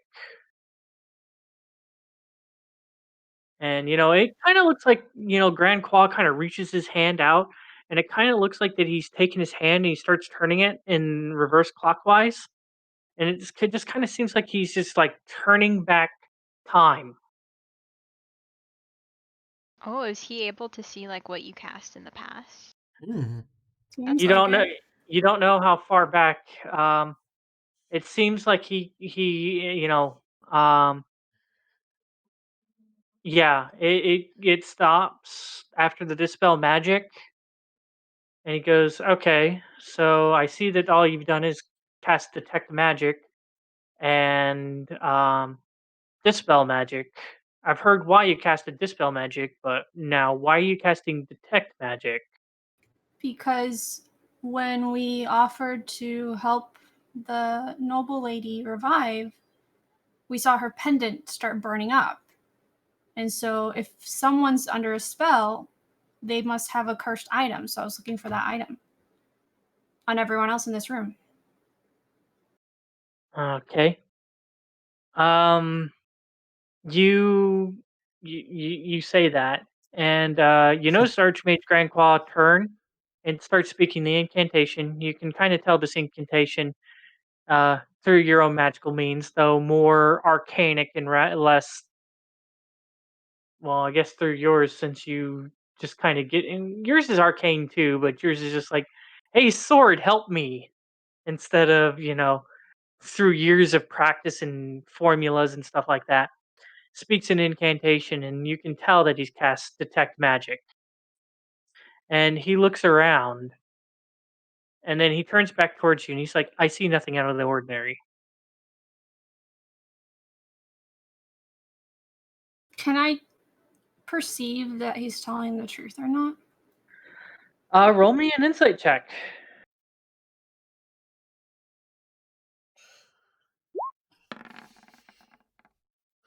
God damn it. As far as you can tell, he's telling the truth. I think I'll pipe in here and say, listen, Mr. Grand Croix, you might have a good reason to try dispelling magic on one of your colleagues. Any of them. No, he wasn't talking about the dispel magic. Because he was talking about the detect magic. Right. But wasn't he casting like dispel magic on her? Or No, no? he was casting detect Okay. magic on himself. But I thought earlier Okay. when we were trying to what's it called? Roux started casting revive, he was around the room chanting. Yeah. And so Wouldn't he have seen seen that the necklace like go up? yeah. Let's see here. I think they came in after the. I think they came. They came. He was probably the last one in here too because he was off doing stuff. I think they all came in after the Greater Restoration and towards the beginning of the Raise Dead spell. So I'm gonna look at the Archmage and tell him you're telling me that you did not see bits of necromancy magic on each individual noble in this room. The There only necromancy that I can detect is from your compatriot over there casting Raise Dead.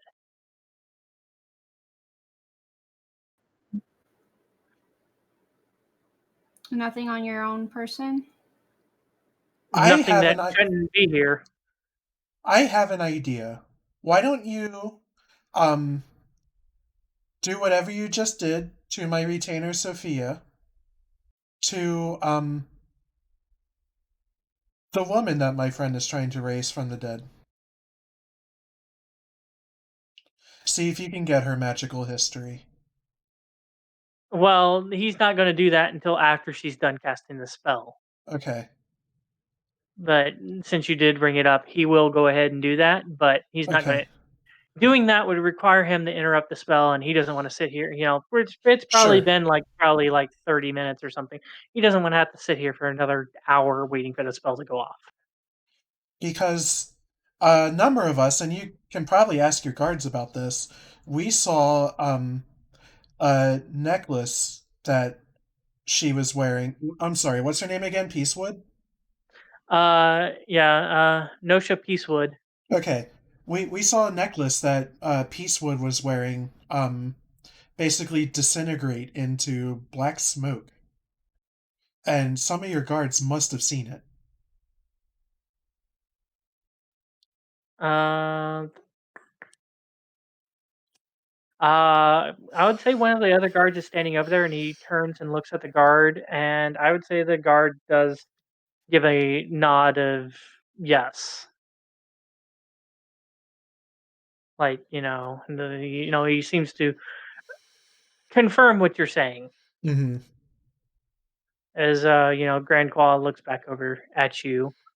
I would say kind of probably at this point the Grand Judge has gone back to making sure Remy is not getting in the issues in his timeout corner.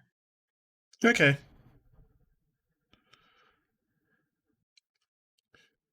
So at this point, are we just like pressing T and waiting 1 hour? Or 30 more minutes. I mean, Yeah. unless there's something else that you guys want to talk about, that's pretty much going to be what's going on until this is done, because the others are standing around. They're worried, obviously. I just They're want to wondering. do what we can to attempt to clear us of suspicion. That's fine. Yeah. I'm gonna still be looking down, pondering, and then kind of look back at the Archmage and say, okay, well, you are Archmage, so your magic is stronger than mine. I could see why you possibly can't detect the magic, or you didn't detect anything, but it is concerning that she had a cursed item that blew up when we did cast Greater Restoration on her body.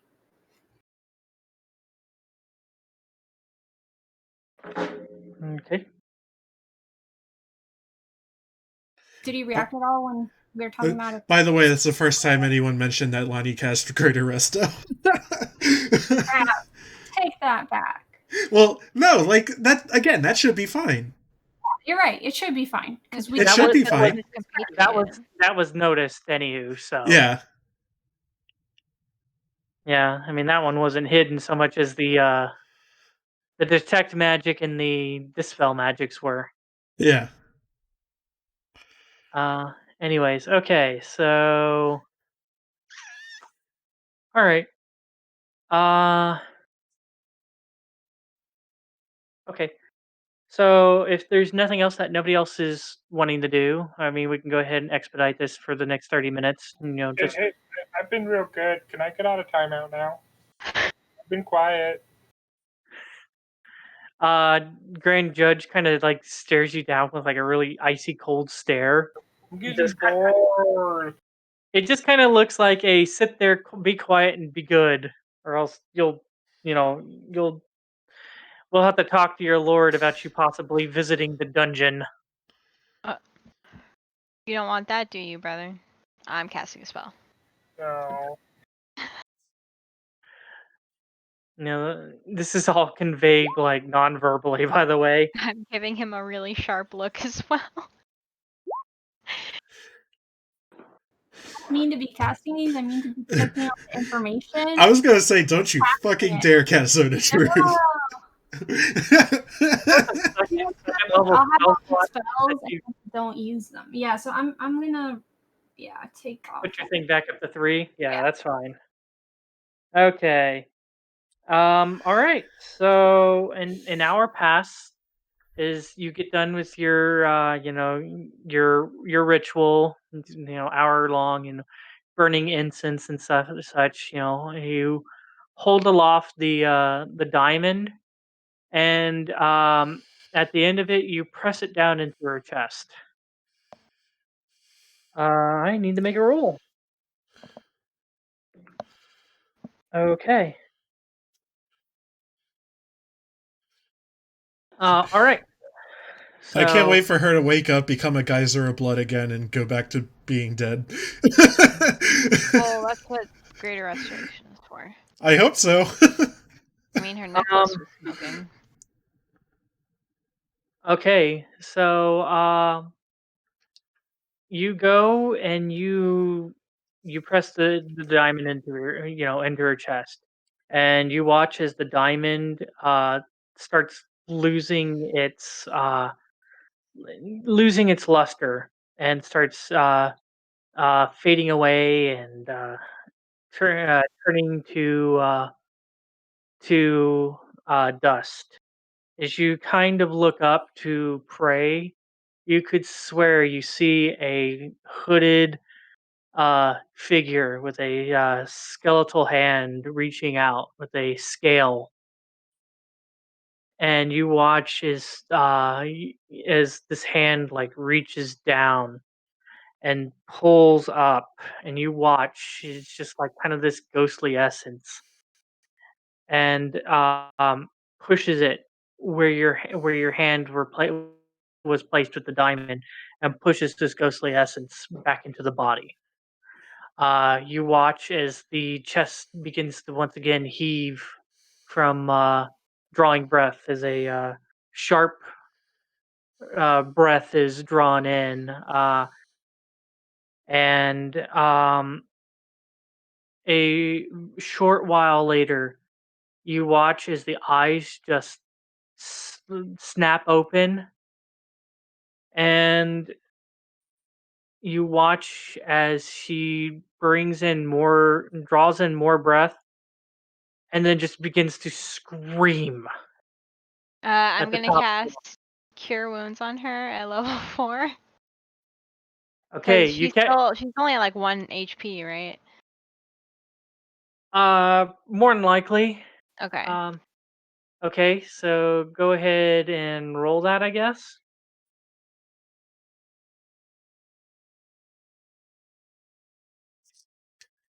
Okay, she's from probably what you can tell, um, probably back to being healthy, but she is still screaming, and she is looking around. Her eyes are darting back and forth. It looks like that there is just panic on her face, and she's just continuously screaming. Okay.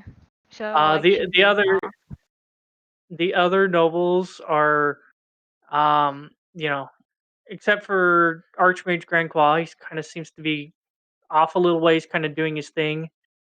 But all the other ones are around her trying to figure out what the hell's going on. Can I try and Uh, like comfort her or like make her like grab her face with my hands and like make her look at me so she stops screaming? Is this typical like behavior when they get raised? I don't know. I've never raised anyone before. you've never raised anybody in game, but I would say you probably Your have done this. character's probably done it once or twice, Maybe, right? Yeah, yeah. your character's probably done it a couple of times. I've done something No, stupid, and you've had to revive me before. Oh yeah. Okay, that Did makes you sense. scream? Is this this is typical? this is not typical. It is not typical to be in this much panic, this much kind of stress, and it just as she's screaming, people are trying to calm her down. She's just flailing now at this point. I mean, I did splash water on her before she died. Well, if this was a splash of water, this is definitely an overreaction. Can Oh I It's yeah, calm her? finally, Ray, now's your time to shine. Can I calm her?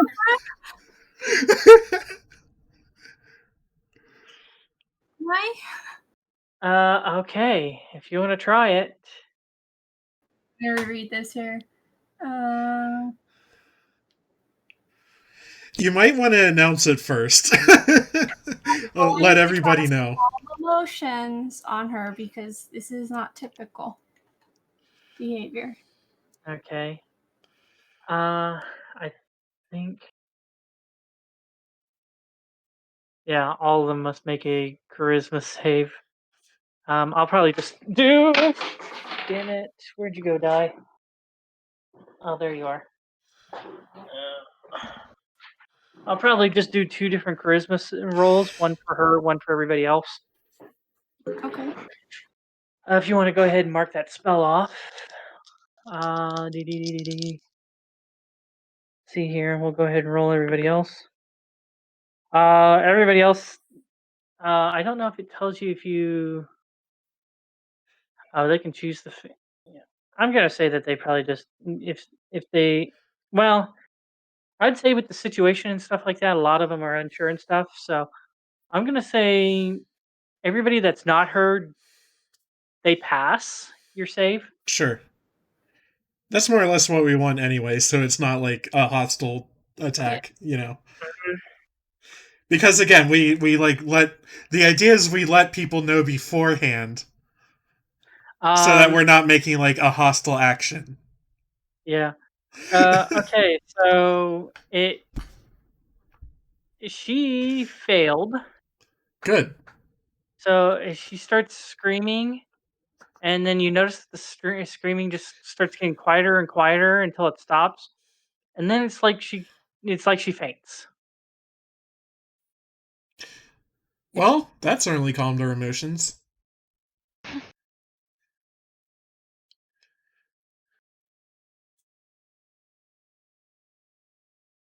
What do we do with her?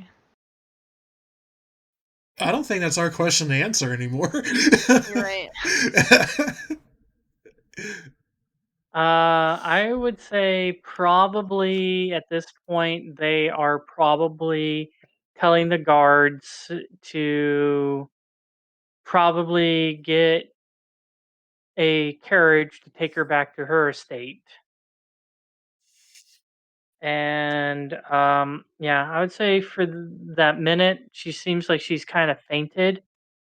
Um, After that minute, it kind of seems like she's kind of, after that happens, after your spell wears off for a minute, because it probably takes about a good 30 minutes or so before they even get here with the carriage and stuff and Mhm. are able to like load her up and stuff.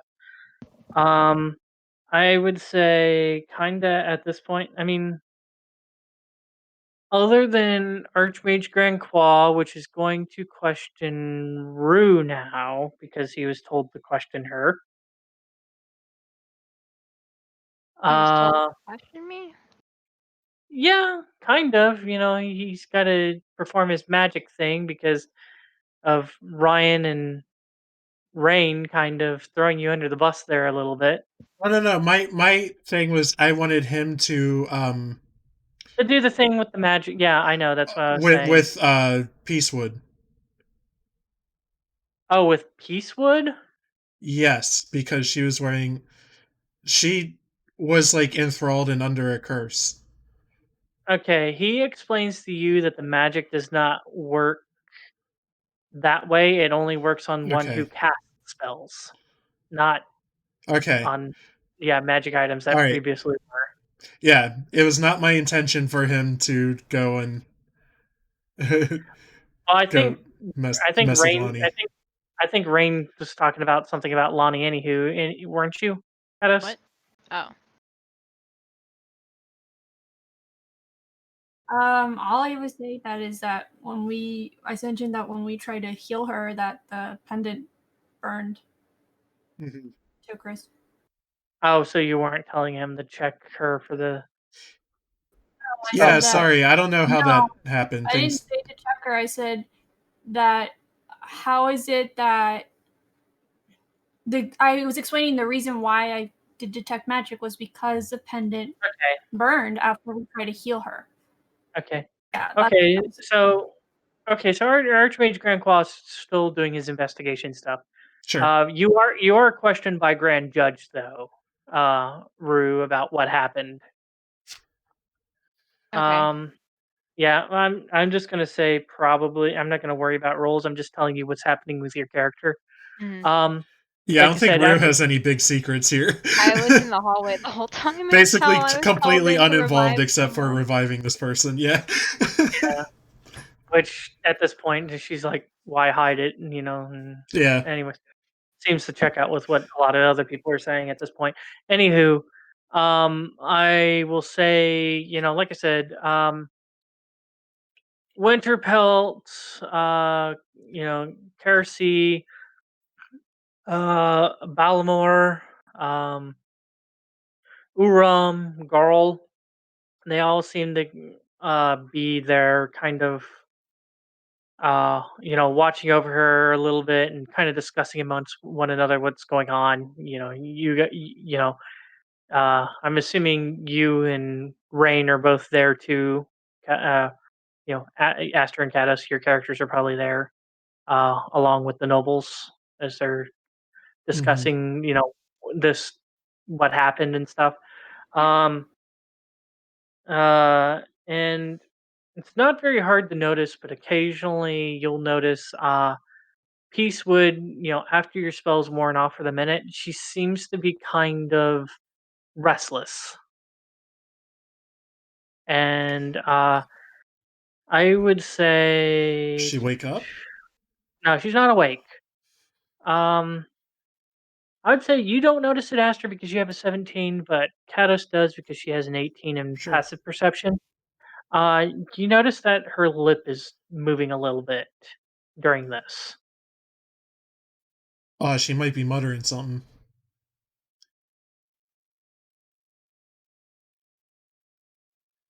Wait, so the girl that I calmed down, her lips are moving right now? Yeah, she's fainted, but she's restless, and her lips are moving. But from where you're currently standing, you can't hear any words. Currently, the others are talking amongst one another, and they don't notice it either. You're the only one who notices it. Approach her. You should So- probably get my attention. Okay. I mean, they know that she's restless, but that's Yeah. as far as they know. Yeah, you should probably get Are my you- attention because I'm your superior in this case, and Okay. it's they're gonna do the whole like, oh, guards shouldn't approach, know your status. Well, look, Okay. I Master, she's whispering something in her sleep. okay, let's go check it out, and then we both go look. And I let we all hear that at this point, right? What do you mean we all hear this? Like her telling us that she's saying something in her sleep. It's just you and Raine right now. I let the others know. I let Remy's Roux still know. Why don't we just keep it between you and I and just go check Okay. what she's saying? Yeah, I was gonna Okay, say Raine and I go. Roux's my being God. I was just gonna tell you what's going on. Roux's still being questioned by Grand Judge, and Remy is still in trouble. Okay. The two of us go to check things out. Yeah. I'm sorry, I was just explaining what was going on. Yeah. All right, so mm, Back in timeout, Feugy. let's see here. What's the low which one of you two has the lower stealth modifier? I have 13. Cados? No, I have 8. 8. Okay, so that'd be an 18. Yeah. You guys seem to just kind of like quietly and easily enough without drawing attention, get down closer to Peacewood. Nobody seems to notice you guys doing this. Okay. I just figured it'd just be easier just for this because of everything and such. It'd just be easier to just use a passive stealth. And then Peacewood whispers, Rosebud. Yeah, no, it's for Rosebud. As you get close enough to start hearing her, you hear mostly like no, get away, you know, you know, I I don't want to, you know, um, foul devils and demons. I don't want to. I shouldn't be here. Why am I here? Why have the gods forsaken me? No, this can't be happening. And no, I I can't give up. Must keep my soul.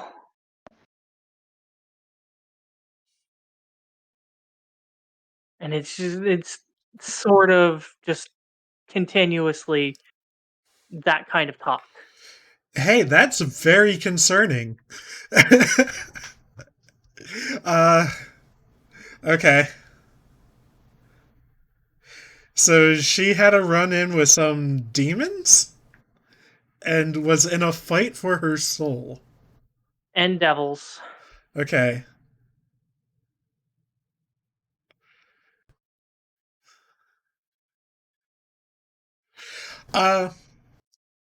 I have an idea.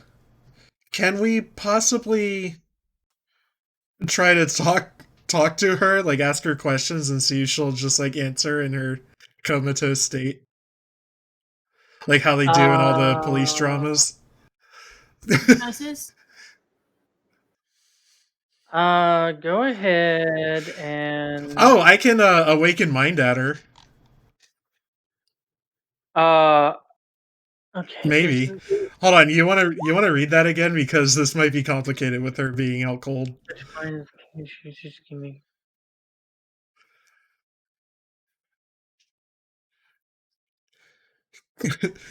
Okay. Can a fainted person understand language? I would say allow it. Okay. I don't know So what to ask her yet. Okay. Well- Let's see. You go ahead. I'm just going to go ahead and tell you this. I don't. You try to reach out and communicate with her through your awakened mind, Oh, I bet Grandpa sees it. and well, it's not magical. Okay. It's more of a skill rather than magic. So It's like my devil sight, I guess. It's just a thing I can do. Yeah, kind of. Okay. As you sit there and you try to convey your message, whatever it's going to be, whatever. I But think generally I just want to press her for any Well, information I can. Like, what do they look like? Who are they? I- Where are you? I was going to tell you it doesn't seem to matter on the question, Okay. because before you can even ask your question, you get in your mind. Uh, I need you to roll me a wisdom save. Second one of the night. Okay, feeling good. Okay. Yeah. You peer and you feel all of a sudden your mind is being bombarded, but thankfully you don't know through your own will or that of your Cthulhu-esque like god, or patron, or whatever you want to Who call it. isn't returning my calls right now? Yeah. He's currently still driving through the endless tunnel of cell phonedom. Uh is he seems to fortify your mind enough to not possibly break in this situation, as you see, kind of as if through her own eyes, you notice just like a fiery hellish landscape of very like docile demons, and and devils that you can't understand, seeming to to uh, what's the word that I'm looking for, to coax her soul Coerce. back to, course her soul back towards them, back to them. The fig the figures are very hard for you to make out. You almost feel like that you are in this hellish landscape, and you feel like you are about ready to catch on fire. You're only able to withstand this for a short time, before you're just kind of drawn out and just kind of like a little bit in shock. So she's Gasping for seen some breath. shit. She has seen some definite shit. She literally went to hell and back. Possibly. I'm gonna look over at Roux and just like think to myself, did my sister just do this? Roll me an Arcana check. Me? Yeah, you. Oh, this is gonna be good. That's actually not that bad. Oh wait, what? Okay, it rolled it twice. Weird. Yeah. 14. Yeah. Something about the scene seemed off to you. That's all you can recall. Like, something about what you saw doesn't seem quite right. Well, you said the demons were like docile and Mm-hmm. coercing her soul back to the living. No, coaxing her soul back towards them, Oh, okay. back to the demons. Or back toward the devils, sorry, not the demons. Okay.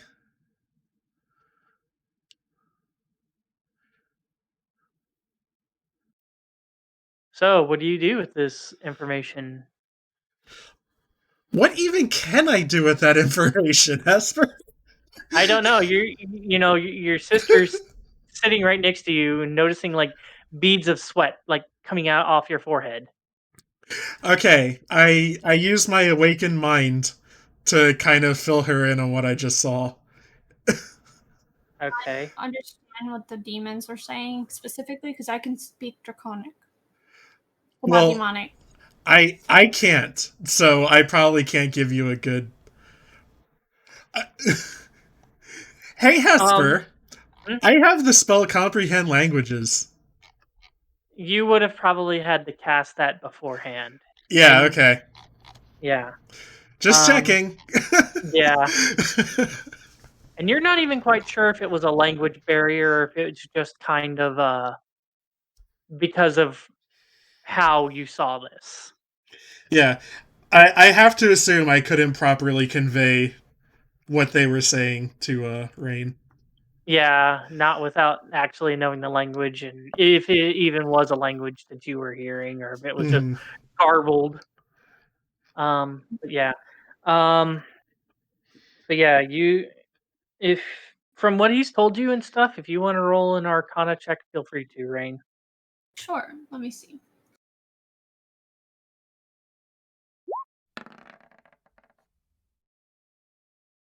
$20. Okay, you definitely know that this is off. You're wondering, how are their demons and devils working together? That shouldn't be possible. Cats and dogs living together. That's basically it. They do not. They have been at war with each other for millennia. Demons So, and devils. Demons and devils. Demons and devils have been, and technically celestials. I guess I should have had you roll. I guess I should have had both of you roll religion. I'll just count that and call it religion instead. It should have been a religion check. I don't know why I called it a Arcana check. Sorry, religion. But yeah, from what you know from your stuff, you know that celestials and demons and devils have been just fighting this massive millennia long war with one another. It's fairly common knowledge for anybody who's studied any kind of religion to know that these three do not get along. Apparently, I've negative studied religion. It could have been that one day at religion school that you just like shot spitballs at the ceiling or something. Maybe I just like had a teacher who gave us a bunch of like disinformation. You go to that Talked one. about his really cool false god. I was gonna say you go to that one religion class or whatever that instead of actually learning about religion instead. Oh no, I'm on a list now. No, It's like that one political science teacher that a friend of mine had that all he did was talk about skiing. Maybe that was the case, who knows? But anyways, yeah. I mean, you knew enough to know something was off, but that's about it. Mhm. You were 1 point shy of knowing that, basically, Aster. I'll tell you that much for sure. Okay. So if I didn't have the neg one. Yeah, you would have been like, oh, they don't get along. Why the hell is this happening? Mhm. But yeah, basically, from what you know, Cados, they do not get along at all with one another, and it seems very weird that demons would be docile. They're not known for that. They're known for their very chaotic and spontaneous nature. They're like the Joker. Mhm. Devils are more like manipulative and they're like the sly, manipulative card sharp kind of person. It'll be Quaintance for you. Succubi kind of thing. Huh? Incubi and succubi, they manipulate to get their way. Yeah, they all have their own manipulation and stuff too. It is to get their way and get what they're trying to get, which most of the time is souls. Okay, so to me, it seems like someone powerful was in that area that was powerful enough to make them all docile. And potentially Yeah, that so-called lord that those worshippers were talking about. possibly.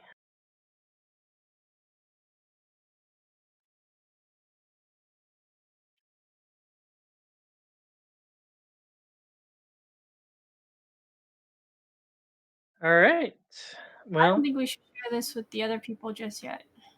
Oh yeah. Okay. The less people in the room with beads of sweat coming down their face, the better. The less suspicion that you have something to do with devils and demons, probably the better too. All things considered, where you guys were taken to be questioned about certain demonic activities and stuff, and now you're like, oh yeah, I just saw devils and demons in hell and shit. Yeah, I'm sure that'll go over real great. Sorry about that. Anywho, Yeah, now's not the so, time. yeah. So if there's nothing else that you Hey, guys want look to at this do, DM telling us how to play his campaign. I'm sorry. I just had to comment on that. I fucking around. You had this big spiel about like railroading us earlier, and I just wanted to get you back for that. Yeah. Okay. Anyways, if there's nothing else that you guys want to do, I can go ahead and expedite this to when they actually come and get her. Yeah. Okay, so as I said, it probably takes about a total of about 30 minutes. You know, Roux, you're probably like, I don't know anything, questions, so on and so forth. This is annoying. And then after a while, you go hang out with your siblings. Ryan's just kind of like still beating sweat, and you're just kind of like, what's wrong with him? You okay, bro? I'm And sorry, master. and Remy's still kind of over there in his corner, kind of being scolded or whatever. Basically, after he gets done talking to you, yeah, Remy, you get scolded by Grand Judge. Okay.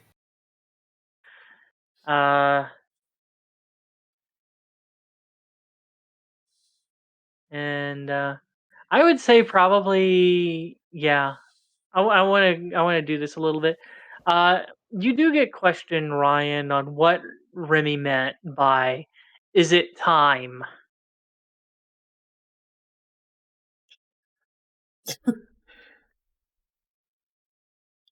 For dinner, obviously. Yeah.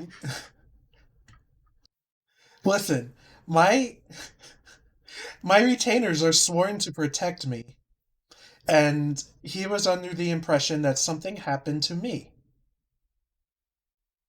Okay. Yeah. Go ahead and roll me a deception real quick.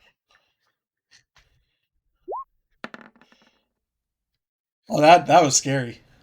Yeah. He That's seems still to not believe great. you. He Okay. seems to believe you on that. You're nowhere near as suspicious as Remy was, but after he gets done asking this, then he goes over and scolds Remy. Mm-hmm. You know. I'm I sorry. basically told the truth. Like, so. Yeah.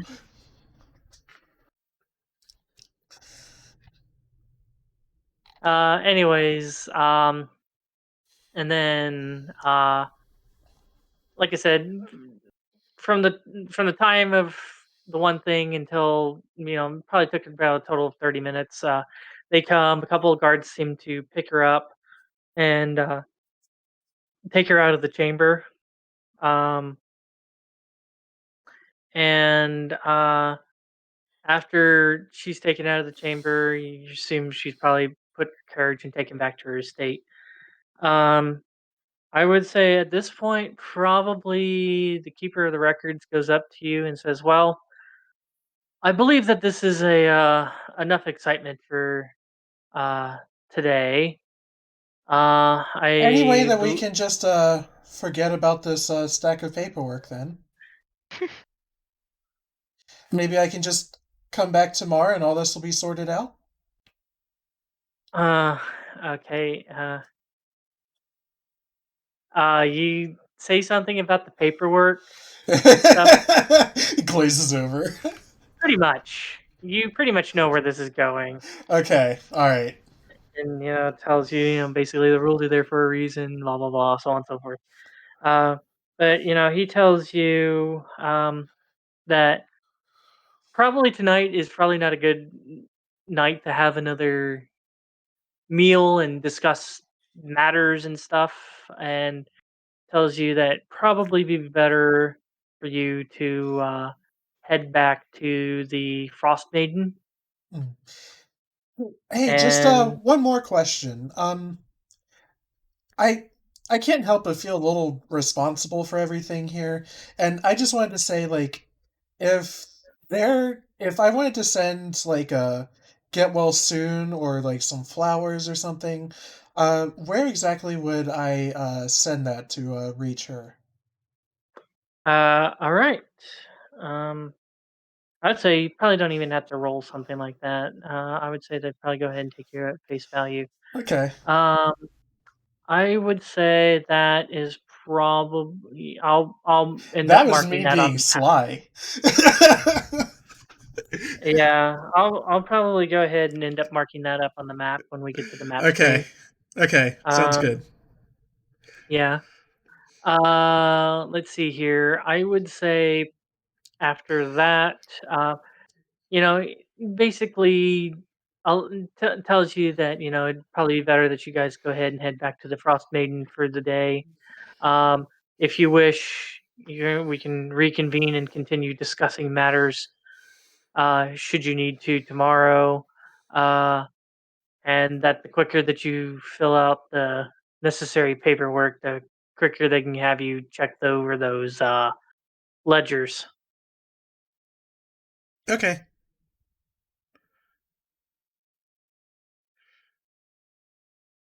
So, Hesper, I have a question. I'm not going to do this now, but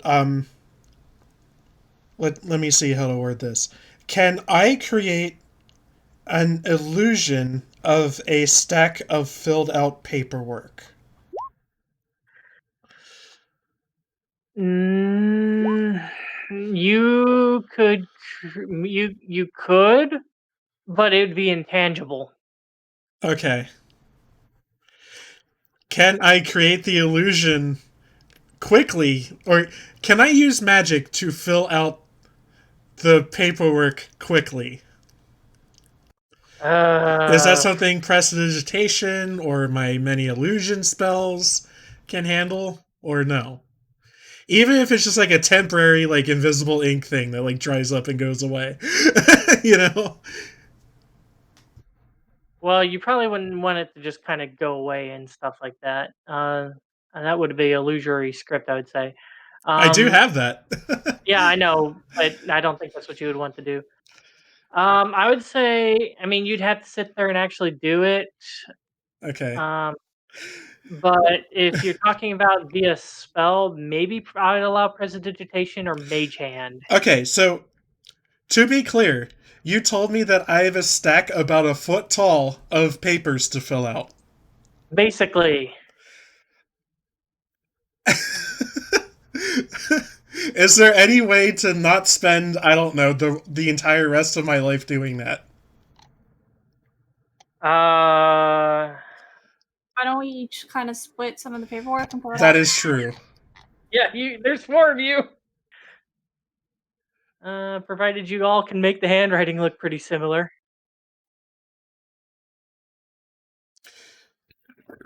Well, I was gonna say, based on my skills, like I can pretty much just like flex into whoever can't like alter their handwriting. And I think Cados is kind of in the same boat. Don't you have like forgery?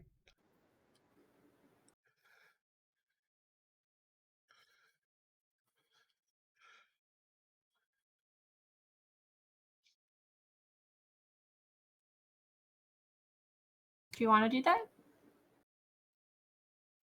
I feel like I missed something you said. Oh, I said yes, I do have forgery. Oh, okay. Yeah, I don't know about Roux, and I'm sure Remy doesn't have it. Nope. I think I might. A forgery kit, right? Or is it part of my thieves' tools? So it'd be a forgery kit. No, I don't have one. Okay. So there's 2 of you that have that. It would be very, very hard to kind of Yeah, so make if it look like somebody else's language, or somebody else's handwriting. yeah, so maybe if the 2 of you can, I don't know, do some kind of handwriting roll to see how similarly you guys can match up your handwriting, and then Cados and I can kind of just do the rest with our cool skill. Okay. Let's see here. But obviously, yeah, this is after we like go back to the inn and stuff. So Yeah. Okay. I assume we kind of just do that anyway, though. Yeah, if there's nothing else here, I'd say you guys probably go ahead and hop in the carriage and make your way back over to the Frost Maiden. You carrying about 11 inches worth of paperwork. Yeah. You get a couple. You get a couple of stares at you as you're walking in with all these sheets of paper. Just like, what's wrong with him? Did he at least like hole punch it and like give it to me in a binder? Or am I just carrying a stack of paper, like loose paper? A stack of loose papers. Which, by the way, while you're out there in the wind and stuff, is you're trying to make sure it Oh doesn't yeah, blow all over I got it like tucked under my chin, and I'm like holding the bottom with both hands. You got your like your cloak draped over it and just holding on to it with your chin and your arms and stuff. Yeah, You're yeah. out in the cold. It's just like, who thought this would be a great idea? Anywho, yeah, you make your way over to the Frostbane, get a couple of awkward looks. Like I said, I would say probably about this time. You guys probably got there about 1/3 of all the. It's probably about 4 at this point. So you guys just heading back up to your room then, I take it, or what you doing? I feel like we need a private moment to get everybody on the same page. So Like back to in your room. character, yeah. All And then right. if we want to, we can do dinner or like an abstraction of it or whatever we want to do there. But I feel like we just need an in-character discussion. All right. Yeah. So do you let Ratada know that your carriage is parked out front? By the way. Oh, yeah. Okay. She nods to you and says, "Okay, I'll have Thyden come and get the carriage and take it back again." Yeah, sorry. I wasn't intentionally making it a character trait to just like not tell her about the carriage every time. I thought I would remind you guys about it because I appreciate you. Yeah. So, as you guys make your way back up to your room, I'm assuming you kind of lock the door. Mm-hmm. Funk your massive ass sheets of paper on a small like desk table. All right. Okay, so I've seen some shit, okay? Like, I went through ninja training. You know, I've been an assassin. I've done wet work. Hell, just like a week ago, I got lit on fire within an inch of my life. But today was the most fucked up shit I've ever seen. Well, you've even actually seen like a Cthulhu monster too, so Yeah.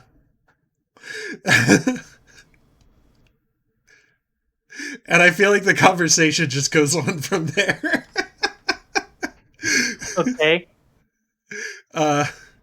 Anybody else want to roleplay this at all?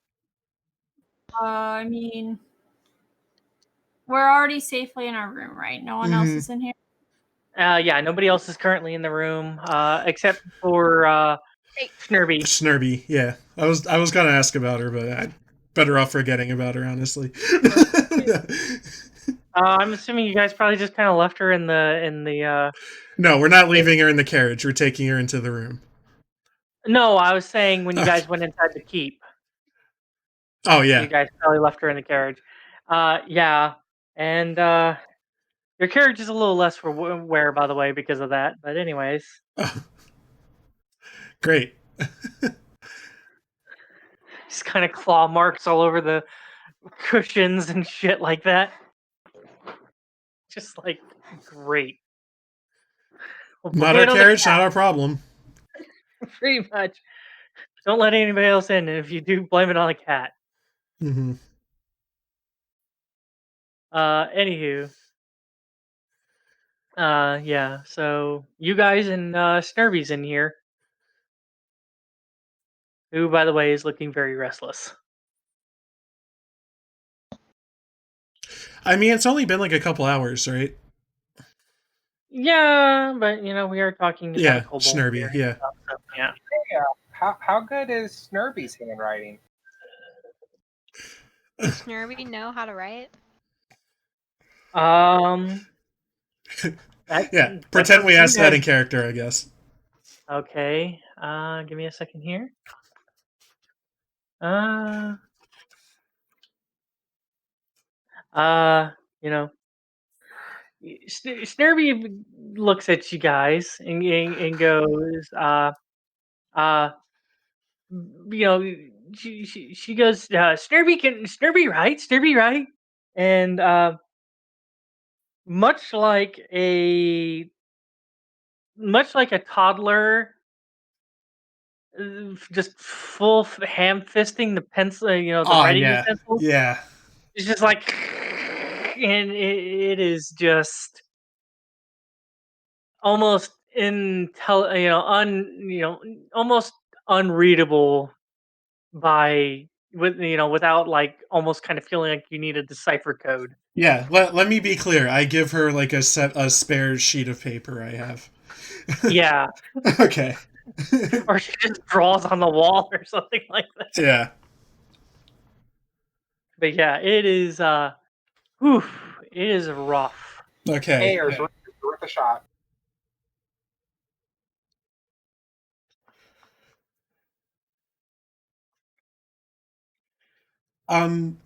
Can Roux and Remy have like a do their handwriting thing really fast? Okay. Sure. I need dexterity checks. Dexterity skill checks. Since none of you are proficient in forgery kits. I'm taking the left number, Lani.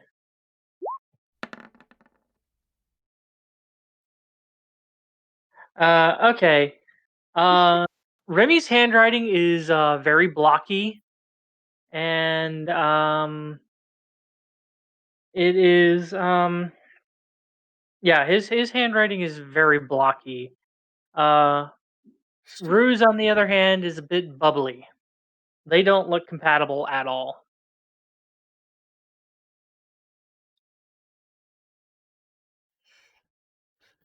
So of the two, I would have to assume that if I am the one to be filling out this paperwork, it would probably be best to go to model our handwriting after Remy's?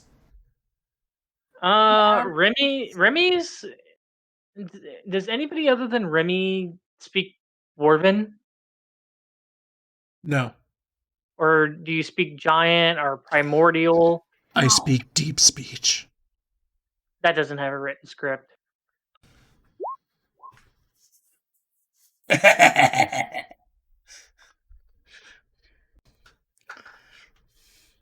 Yeah, I thought you were gonna say Bubba can, and I'm like, well, Bubba's not here. But yeah, I'm assuming none of you guys have one of those languages uh like Dwarven or Primordial or anything like that. No. I only have Draconic. I have common, deep, and thieves. Yeah, it's not Draconic. Draconic has its own script. What do you have, Lani? Abyssal and Infernal. Oh, yeah. We all picked the best languages, let me tell you.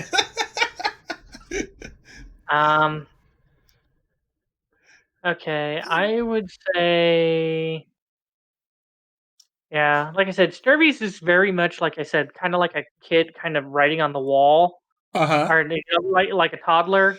But the way that her script is kind of written kind of looks more along the lines of Draconic, from what Raine can tell. Obviously, probably the worst option for you guys to choose. Well, the handwriting doesn't necessarily make the man. Yeah. Hell, a president Anyway, signs documents in Sharpies. Really? Not like Crayola crayons? No, he does it in big, fat, black Sharpie. You're right, it's my boss who writes in Crayola crayons. Sorry.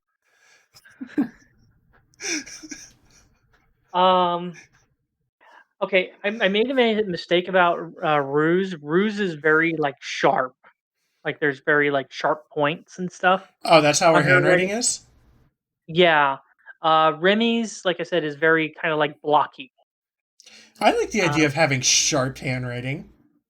That sounds something a noble would have.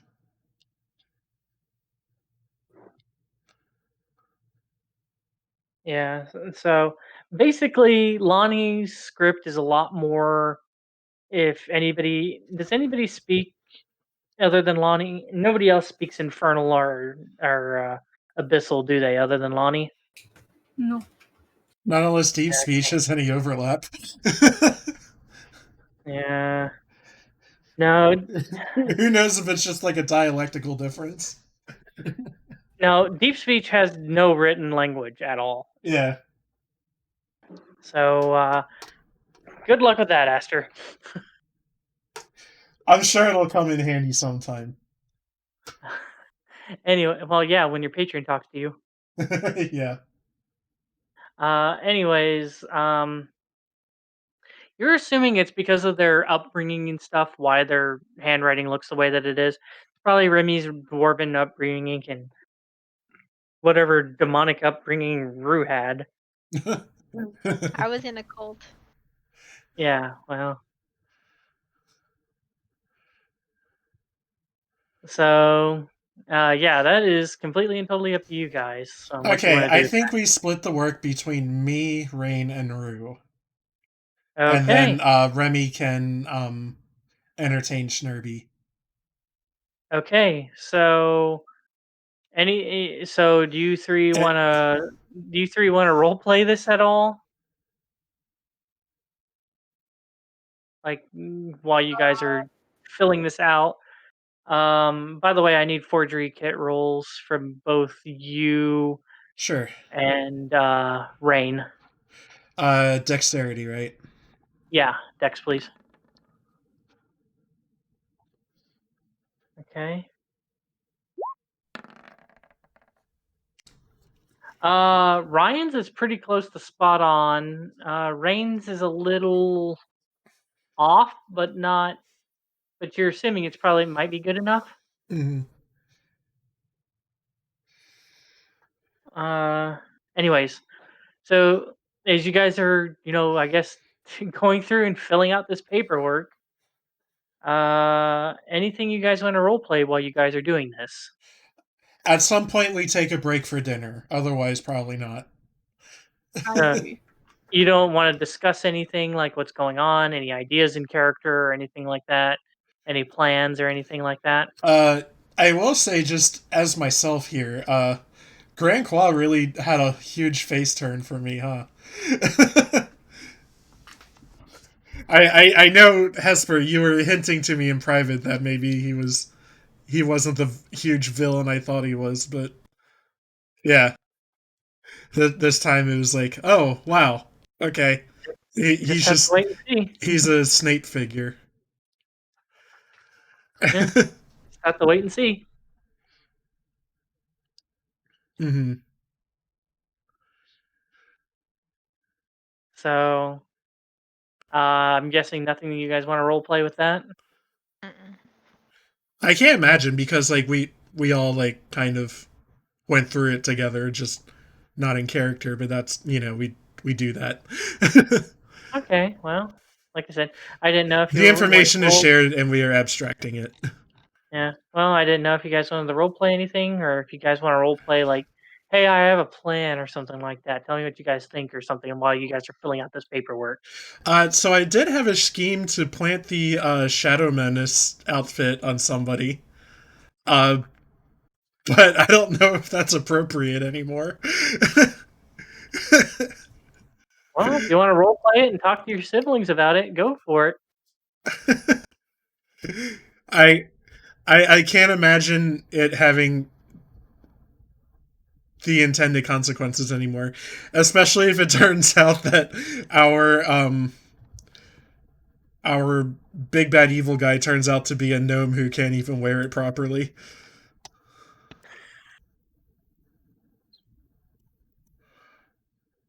Well, like I said, just totally up to you guys what you want to do. I don't have anything to discuss in character, I guess. Uh, Do either. Ryan, Remy, Roux, or not Remy, Raine, Roux, either of you. I'm just kind of brain dead at the moment. Okay. I raised someone from the dead, so I would like to sleep. Well, you guys are currently filling out paperwork. Okay, so I basically Remy, mentally took a trip to hell and back. So I'm in the same boat. I don't think Ryan's like really feeling it anymore either. But okay. yeah. I guess I've been in timeout all day, so I'm full of energy. I'm kind of bouncing up on the bed. Yeah. You're in the perfect mood to hang out with the little baby dragon. So, Remy, you're hanging out with Schnurby. Anything you want to role play with this? Yes. Okay. We're gonna try this again. I'm gonna take out my 5 silver pieces. Okay. All right, Snurby. You want shiny? Eyes light up and look at you, and you guys hear like the you want shiny, and you like you you hear mixtures between her, the common and Raine occasionally hearing it pipe in draconic, shiny for dragon lady, shiny for dragon lady. Yeah, shiny. All right, now, Snurby, stay. And I place the silver coin on the ground. Stay. You place the silver coin on the ground. Okay, Oh, you should play the cup game with her.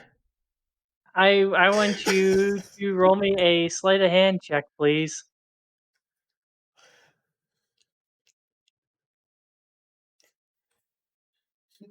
You should totally do a thing with like 3 cups and 1 coin, and You place it down and you like stay, stay, and as you're backing away slowly, Snurby just like a bolt of lightning grabs the coin and back to where she's standing, and she's just like dancing back and forth, going shiny for dragon lady, shiny for dragon lady, and she runs up to Raine and she starts handing her the silver piece.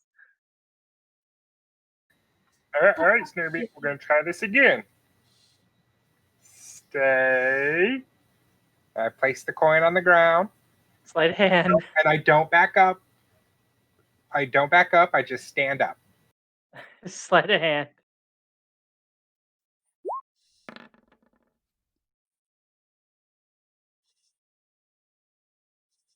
Okay, this time you're expecting it, and Snurby, believing that she's quicker than you, runs up to try to grab the coin, but you do realize that she is, you know,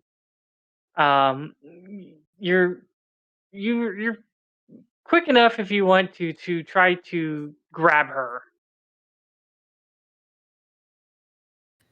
I don't want to grab her. I just want to yank the coin back.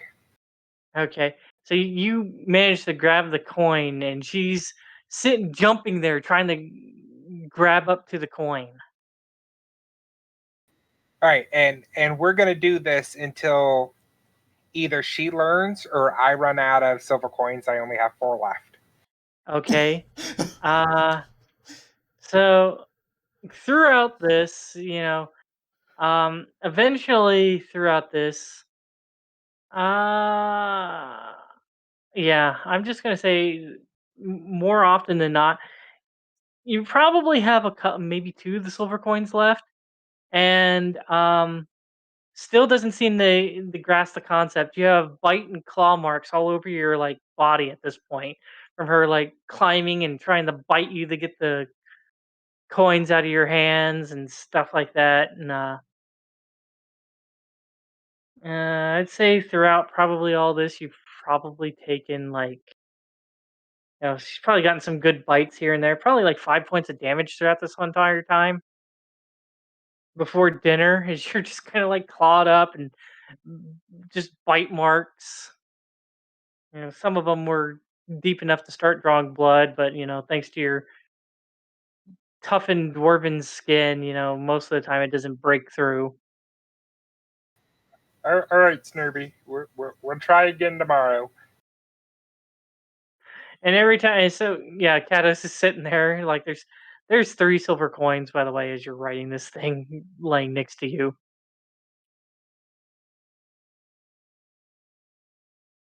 Narvi, thank you.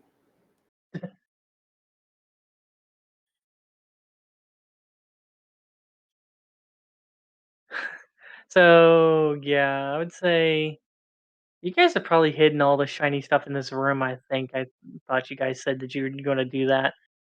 So doesn't seem like you're going to break this kobold anytime soon. Of this notion of dragons and hoarding wealth. Oh, I'll get through to her. Eventually, like I said, you guys start to feel the hunger of dinner. Wanting to expedite that, or are you guys actually wanting to roleplay that? Again, I don't really feel like we have a lot to talk about in character anymore. Like, Okay. Let's just. Well, the one thing I want to ask is, who do we think is, handing out these necromantic medallions that are making people sick and die? Well, I know that it has to be related to fuck. The gnome-ish guy. Forgot his name just now. But my reasoning for that is because one of the trigger words seems to be like referring to the paperwork that I had. So he at least seems to have some, if not all, input on what's going on with the mind controlling of the thing. Now, the other thing is I feel like the little necromancy thing is a bit of a red herring because I think it's there as a failsafe to keep us or, anybody from removing the mind control spell. Mm-hmm. Because if we move the mind control spell, then these people die. But I'm really interested in talking to Peacewood. Yeah. And we got her address. So I think that's our next step next time we have free time. Okay. Okay, so probably from the sounds of it, sounds like you probably discussed this a little bit. You discussed this in your room, or are you discussing that over dinner? In our room. Yeah, I can't imagine we Okay. discuss that in public. Okay. So I'm assuming you guys go down, you eat your Mhm. dinner, you come back. Yeah. I do want to figure out a way to try something though. I want to see if it's just like the noble figures of town, or if everyone is under this mind control. Like maybe if I like just go up and try to discuss, the paperwork. Will somebody just like give me a blank stare and ask me to follow the rules or whatever? Okay. Sure. How do you want to do this then, Aster? Let's. Do Okay. you want to do this now, or you're You know like, what? Yeah. Okay. So, while we're ordering food, I'll just kind of make an offhand remark, to the person taking our order. Basically, just like, ugh, I have so much paperwork to fill out. This what's the gnome guy's name again? I'm having a brain fart. you're having a brain fart? Well, let's see if your character's actually having a brain fart. Oh my god.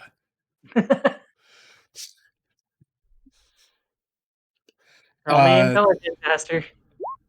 oh, that's a save. I'm sorry.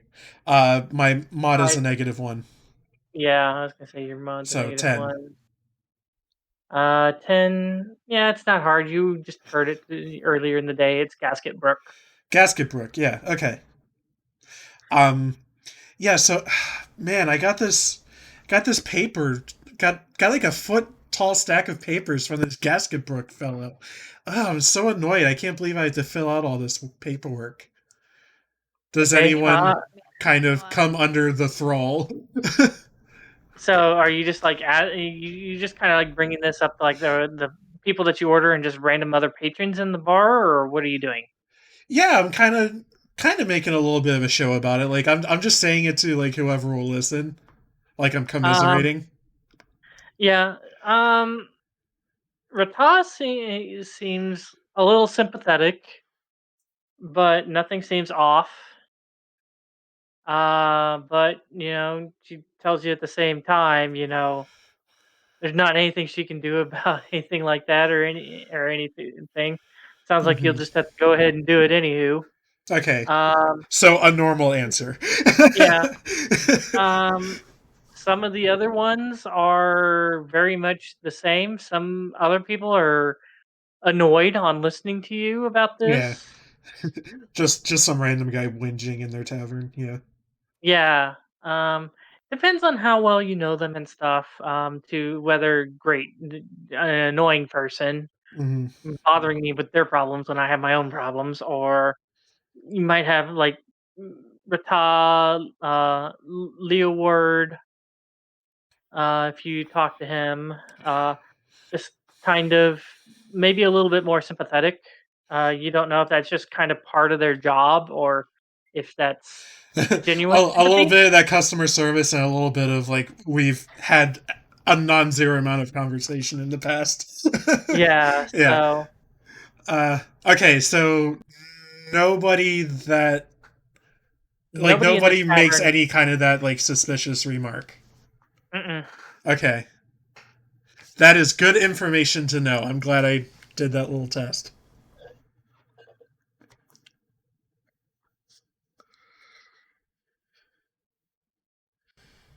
But yeah, I guess that's all like I'm really curious about playing out. Okay. Anybody else wanting to play anything else out? No, not for me. Okay. I'm So good. going back to your room and after dinner and continuing to do the paperwork, or are you going to Yeah. go out and about in the town and try to find the Peacewood Manor? Or what's Uh your plan? How much paperwork have they finished? Like, is this possible to get done tonight? They've probably gotten through like maybe an inch at best, uh and each of that was us? like no together. Oh boy. Yeah, and that was probably about 2 hours worth of work. Because we have between like 3.5 to 4 inches like each, probably. Yeah, It is a nightmare hell. yeah, it's just all this stuff and having you to refer to another page that you hadn't filled out yet Oh, to is it find like a certain choose your own adventure, but with like legal documents? yeah, it's just very much. I mean, and you're like there's just like paperwork scattered all over the room, just trying to find certain like like Roux will be filling out something and be like, "Damn it, I need this page," and then have to go over and start rummaging through your pile of paperwork, and then That's Yeah. have to exactly go what over my and start box rummaging is through. like. Yeah, and start rummaging through Raine's paperwork, trying to pull out the right paperwork to find the right columns and right sections and paragraphs and stuff like that to find the Lani, right this is just what you information. do for your job, right? Yeah, this is what I do for a living. What Lonnie? Yeah, this is basically Lonnie's job, except probably 10 to 20 times worse. Bonnie job with my job combined. Yeah, sure, why not? Well, we don't have to talk to any kids, which kind of takes off that bit of stress. 30 pages of We reports. do have to entertain a kobold, though, so I guess same thing. Kleptomanic kobold. I'm sure Alright. Cados can describe some of her uh, clients that way. Mm-hmm. Okay, so like I said, what would you guys like to do? Uh,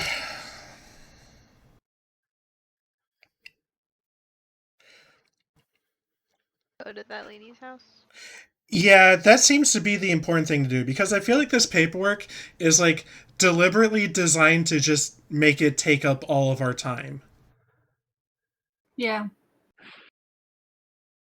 Right. Like, I think we'll get to some more interesting stuff if we kind of just take our own path through this mess. So, Okay. I think we make a date for next session. We go to Peacewood's house. Okay. Okay.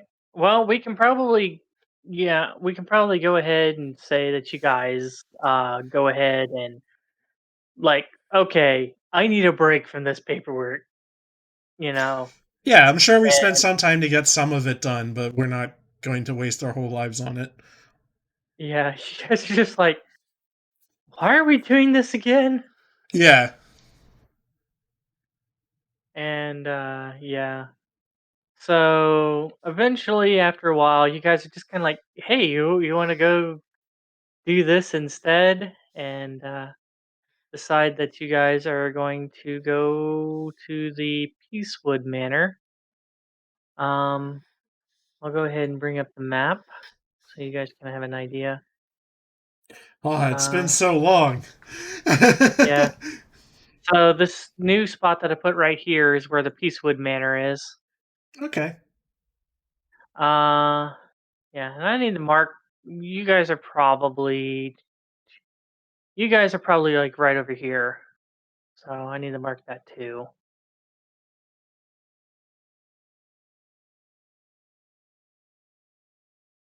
So you guys are probably that spot right there. Sure. And you know, basically you guys I'm guessing you're probably going to want to expedite this and stuff. Probably just going to go to Rata, talk to her and see about the getting your carriage back and I I don't didn't know bring if we want to. Well, I are did, you like, guys I guess, publicly ask for information, but I don't know how conspicuous that we want it to be that we visited her. I don't know. okay? Well, I wasn't Like, I sure, think so maybe that's we why foot it. you guys do. Okay, so you guys want to put it then? Uh, okay. So, as you guys leave, I will say that Rata probably reminds you guys because it's probably about 6:40, 6:45, somewhere around there when you guys get done with dinner. Um, that don't forget about the curfew at 9 kind of situation. Just reminding you guys of that since you guys weren't in her, well, it's more, because she's not quite sure if you guys have been told about that yet. Right, that makes sense. Your characters. Yeah, So just reminding you because we're guys about that. disguises and disguises and disguises. At least I am. Yeah. Yeah. So, in other words, just reminding you about that as you kind of tell her that you guys are going to go out for a bit, and as you guys head out and start making your way over to the Peacewood residence, you notice, like I said, for the most part, other than guards, the streets are pretty barren. Mhm. Let's see here. I'm going to do.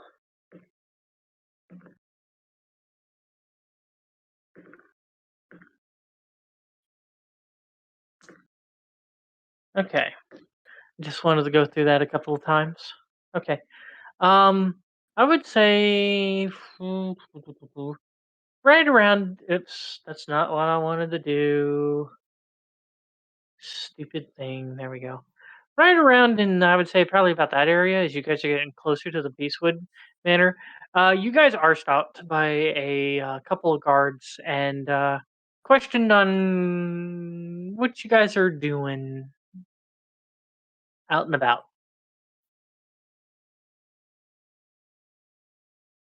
Uh, Basically, you guys are halted. Like, halt right there.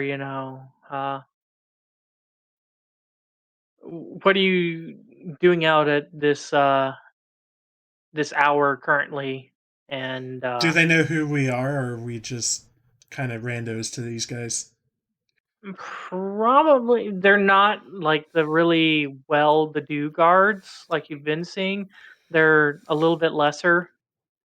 Um, so I mean, higher than the ones that you were dealing with outside this walled area, but still not like probably like the grand guards and stuff like that that you guys were dealing with inside the keep and stuff. These guys, like I said, are might not know who you are. Okay. Um.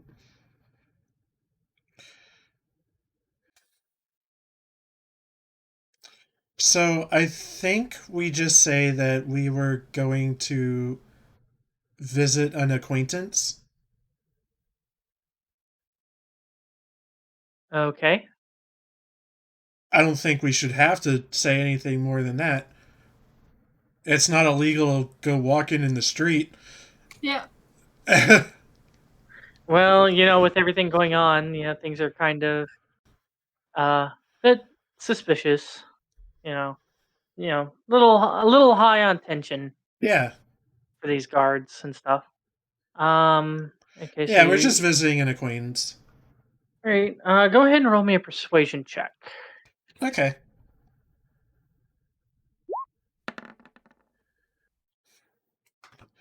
12. Okay. They are. Here we go. I want to say.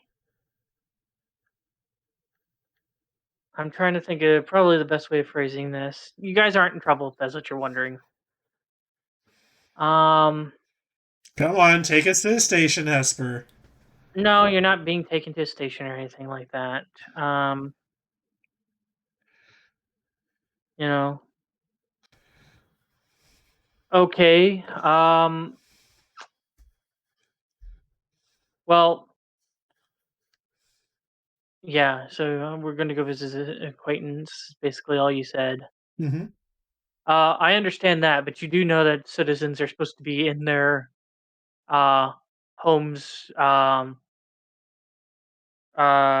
respecting the grieving period. Oh, is there a curfew? It's not curfew yet, but yeah,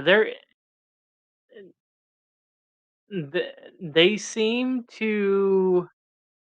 I guess maybe it might be because of the cloaks that you guys are wearing, so you guys aren't freezing cold, but they can't really see your disguises. So they think that you might just be regular citizens. Okay, well, could we...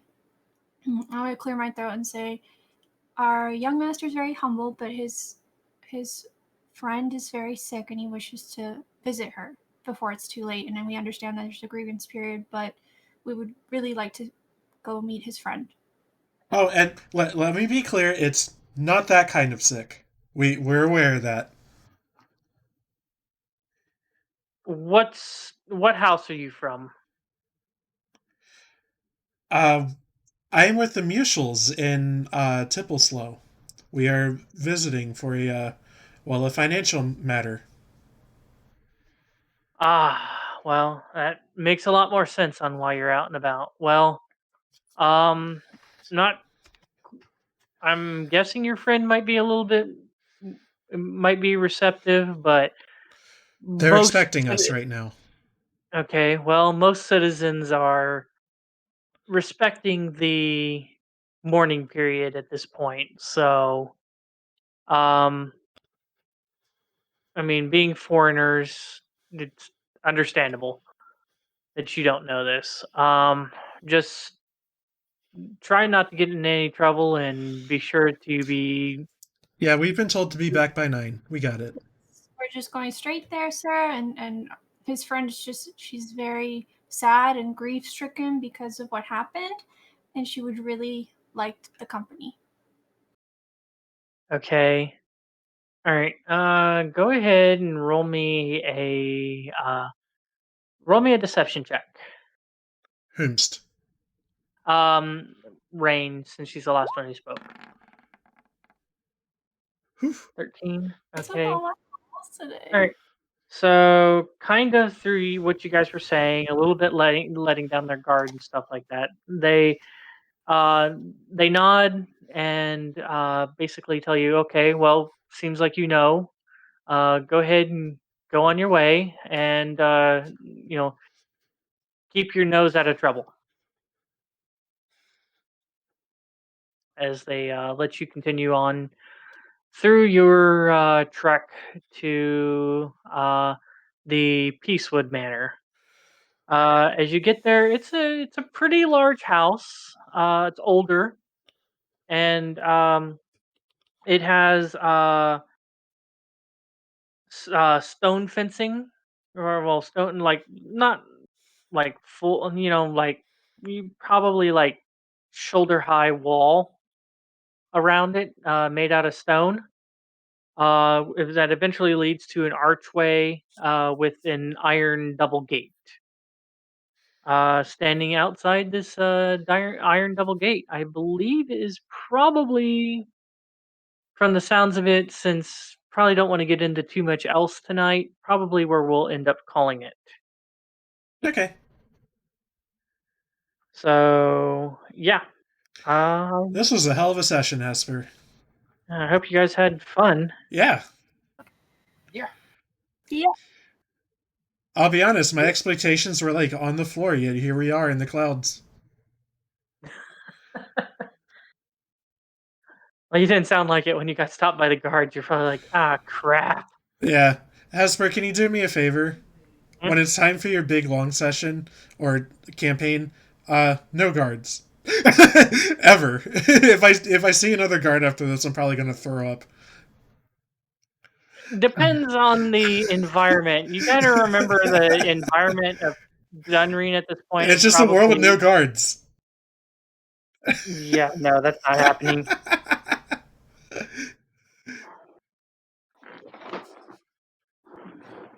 Somebody has to be there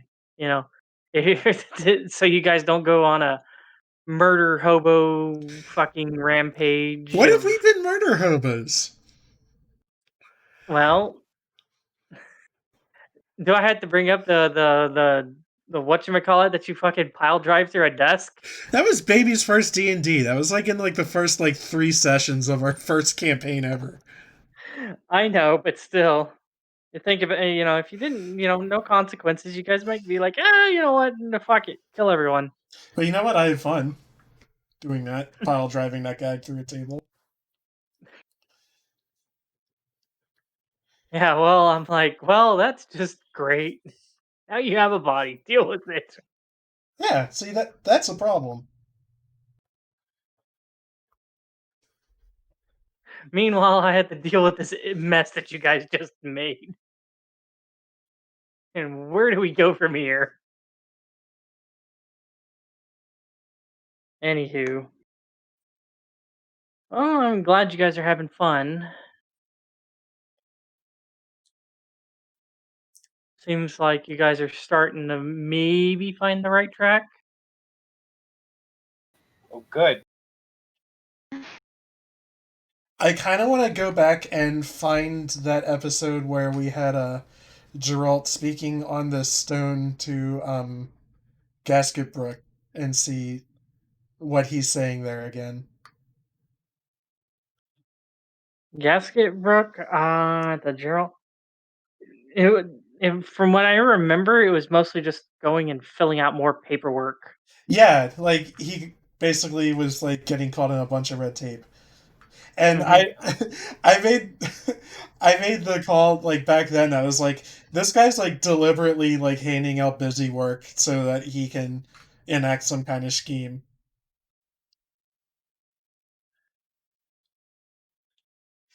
Well, maybe. Who knows? Maybe he's a puppet. Yeah. That's the thing, is I can't imagine that this guy has like all these connections with like devils and demons and is able to like make them work together. And also like I feel like there's another character who we don't know yet, who's like kind of puppeteering all these like different groups that don't seem like they're, I don't know. Yeah. Don't know. All right. Well, I am off to bed. Night, guys. Okay. Good night. Yeah. Oh, hey, Feugy, did you want to know about your spells that Nibbles Yeah. basically created? Let me find the spells, expanded spell list. Okay. So, as I stated before, we got 4 McGibble spells that have somehow managed to find their way through the multiverse of D&D. We got McGibble's Awful Humor. That is a level 1 spell that requires material components of a slice of foul-smelling cheese and a floppy rubber chicken.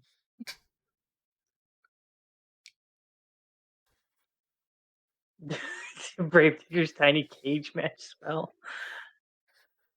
Well, we'll have to see. It probably wouldn't be a spell. I'll see you in hell in a cell, and then I just like conjure a cage. Yeah. Basically, McGibble's Awful Humor. You tell such a bad joke or pun that you're with your magical essence interwoven within the words, causing a creature of your choice that you can see within range to can't help but feel sick and dumber because of it. Hmm. And then they take psychic damage and suffer the poison condition if they fail. Oh, hi, I Bella. love Huh? What'd you say? I love it. Then we have McGibble's Cold Ball, which is basically a kind of sort of reflavored, sort of different fireball.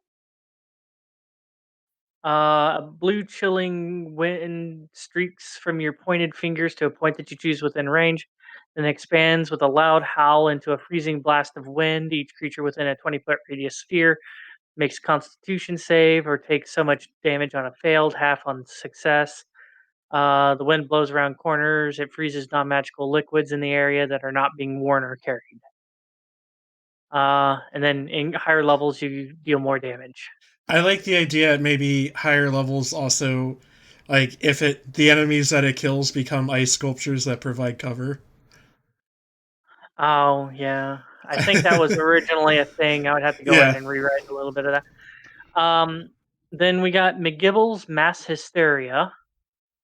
It's a 5th level enchantment spell that requires a preserved tongue and a candy drop. You tell a Fucking joke what? that has a preserved tongue and a candy drop. Yeah, I heard you, but what?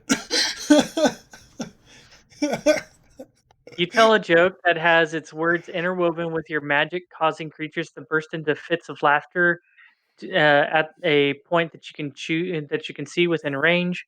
Each creature within a 20-foot radius sphere centered on a point must make a Wisdom saving throw, or become incapacitated, which means that they can't take actions or reactions, I believe, and have its speed reduced by half. A creature with an intelligence score of 4 or less is not affected.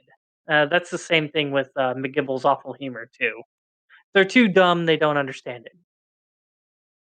And then basically, it's much like Tosh is at the end of each creature's turn, they can make a Wisdom saving throw. Same thing if they take damage. It's done at advantage. So it's basically Tasha's, except they don't fall prone, and it's a group rather than single target. And then we got McGibble's Sticky Frog Spit, which is a 2nd level conjuration spell that requires a ball of sap or tar. You conjure a ball of thick, sticky spit that propels out of your mouth towards a creature of your choice within range. The target creature must succeed a dexterity saving throw. On a fail, the creature is restrained for the spell's duration or until it breaks free. At the start of the restrained creature's turn, it takes poison damage, and the creature can use an action to make a strength check against your spell save DC. If successful, it's no longer restrained, and each level higher causes the spell to do more damage. Yep, I like them. Okay, and they're all seem to be unique to some extent. I don't know of any spells that do anything like that. I'm not entirely sure because I don't know what the Tasha spells do yet because I haven't seen them. Well, I know what Tasha's caustic brew, and otherworldly guys do, but I don't know what her mind whip does. I think I can. I think that's a spell I can find out because I think that was one of the spells that might have been posted on the D&D event. But yeah, Tasha's is going to be a huge fucking game changer, by the way, for anybody who's interested.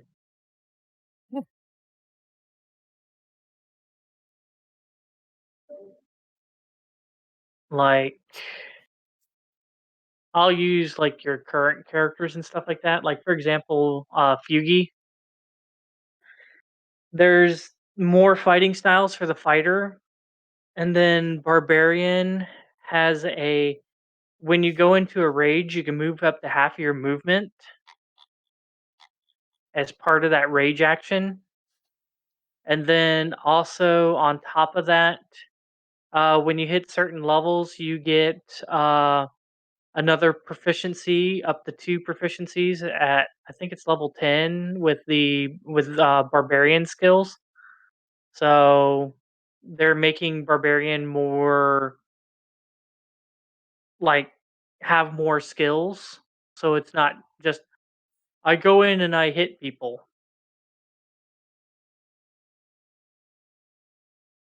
Uh I do like to just go in and hit people now. True, but it opens up more of the role play for the class, basically. Monk. I forget what the monk stuff does. Yeah, everyone Rogue. forgets about Monk. It's cool. Um. I'm not Well, mad. I'm not bitter. I know one of the things that you can do is to spend a key point and cure yourself. Okay. It's mostly combat stuff that you get. It's nothing like out of combat stuff.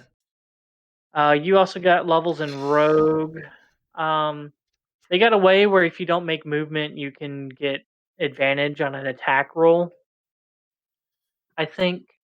So, what made you want to give us the ability to just like fucking haul ass, like 5 I times movement? I I was listening to somebody else about their house rules, Mm-hmm. and it makes sense, honestly, to tell you the truth.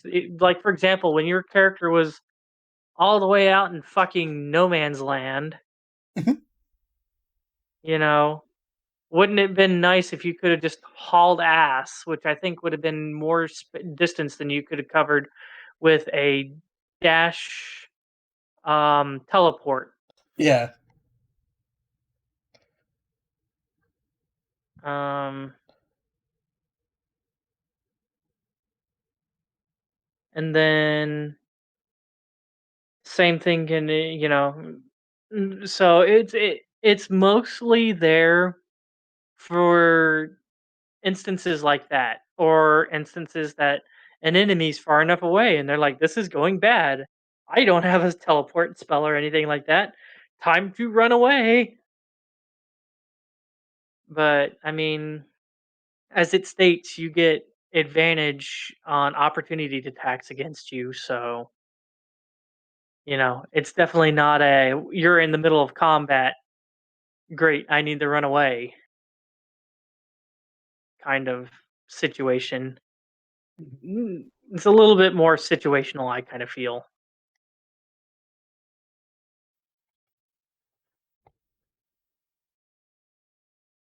But it sounded like a good rule to me. It sounded like something that you guys would be willing to accept rather than the that other one that I posted a question about. The one that got half and half, and I was like, Mm. well, I think at that point it's just kind of like, well, if it's half and half, I don't feel like it's appropriate for me to put a vote in and make it one way or the other, so won't implement it at all. The when you get knocked down to 0, should you have like certain conditions and stuff like that happen, and that I paid for a D&D book and I was reading it, and that's some stuff that they brought up in that, and I'm like, it could be interesting. It could make the fear of dropping to 0 have more consequences than, oh well, I got to make death saving throws now, you know. But didn't sound like anybody was. Well, it sounded like only half of you guys were interested, and it seems like the ones who were okay with it, from what I can tell from the stuff. Okay, so here's my issue with it, Hesper, is that I feel like you as a DM are already very heavy on consequences. So I don't want to give you any more ammo with regarding that. So I That's feel like your DM style is very consequence heavy to begin with.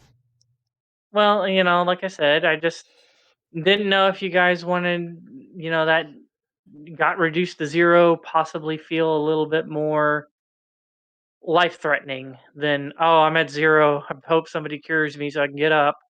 Mm-hmm. I know somebody was talking about if you get knocked down to 0 and you get brought back up um with a healing spell that you take a level of exhaustion.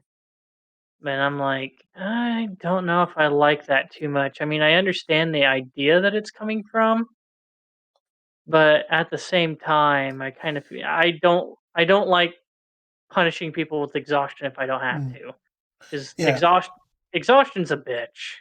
By the way, I kind I'm of came up with like a house rule mini game situation for my campaign whenever we get to it. mhm. Because I was trying to think of ways to make things dangerous, but also make things like faster, like snappier, you know?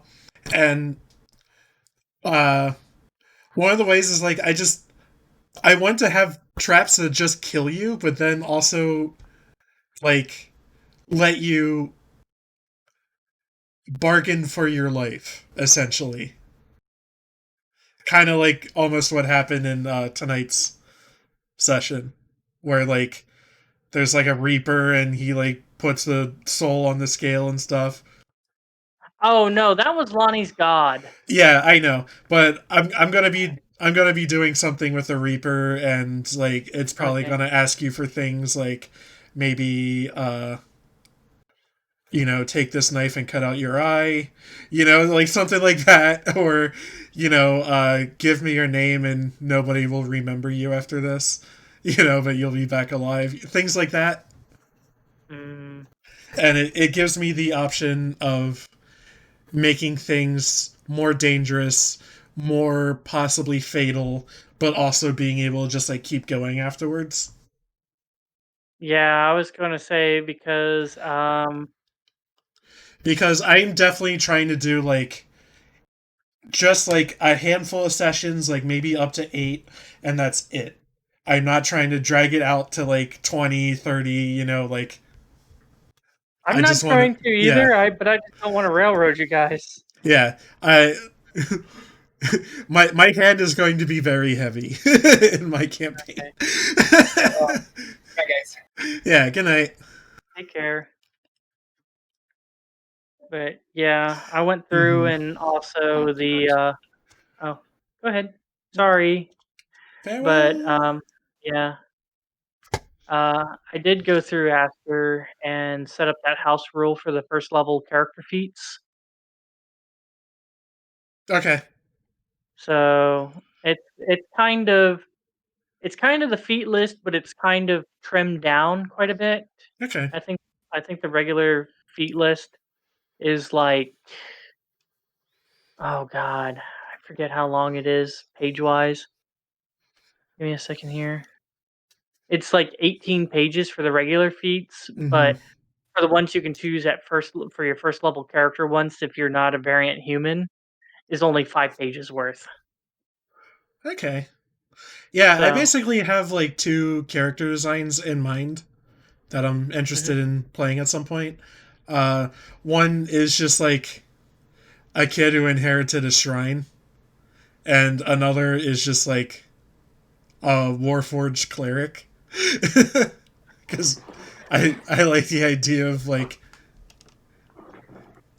the idea of basically like religion being programming. I guess that's something that really interests me. Yeah, I don't know how else to say it. no, that's okay. Um, but yeah, I was reading through that Grim Hollow, the players thing, the one that I was asking you guys about the harsher consequences on dropping the zero. Did add a couple of extra weapons and some extra feats though from that I liked. I should have brought this up earlier, but Thanksgiving is like next week or something, isn't it? Next Thursday, the 26th. Yeah, Yeah. We might want to ask people if they have any holiday plans coming up. yeah. I was gonna say we can probably ask that on the 22nd because I wouldn't Okay. assume on the 22nd we'd have any issues. Yeah, I didn't realize we had one more week. Okay, yeah, we're cool. Yeah. I can't wait till Tuesday, Aster. What's That's on when to? Tasha's comes out. Oh, yay. I get to read another D&D book. Nice. Uh, yeah. Pretty light on the spells. Has some pretty cool feats that it's adding, which is awesome. I only have Uh, 2 legs, Hesper. yeah. Well, they're adding feats like telepathic and telekinetic, so you can use your brain power, Aster. I mean, I did a little bit of that earlier today. True. All you got from that is glimpsing a glimpse of hell. Yeah, I really got to learn to just like make sure my third eye is closed.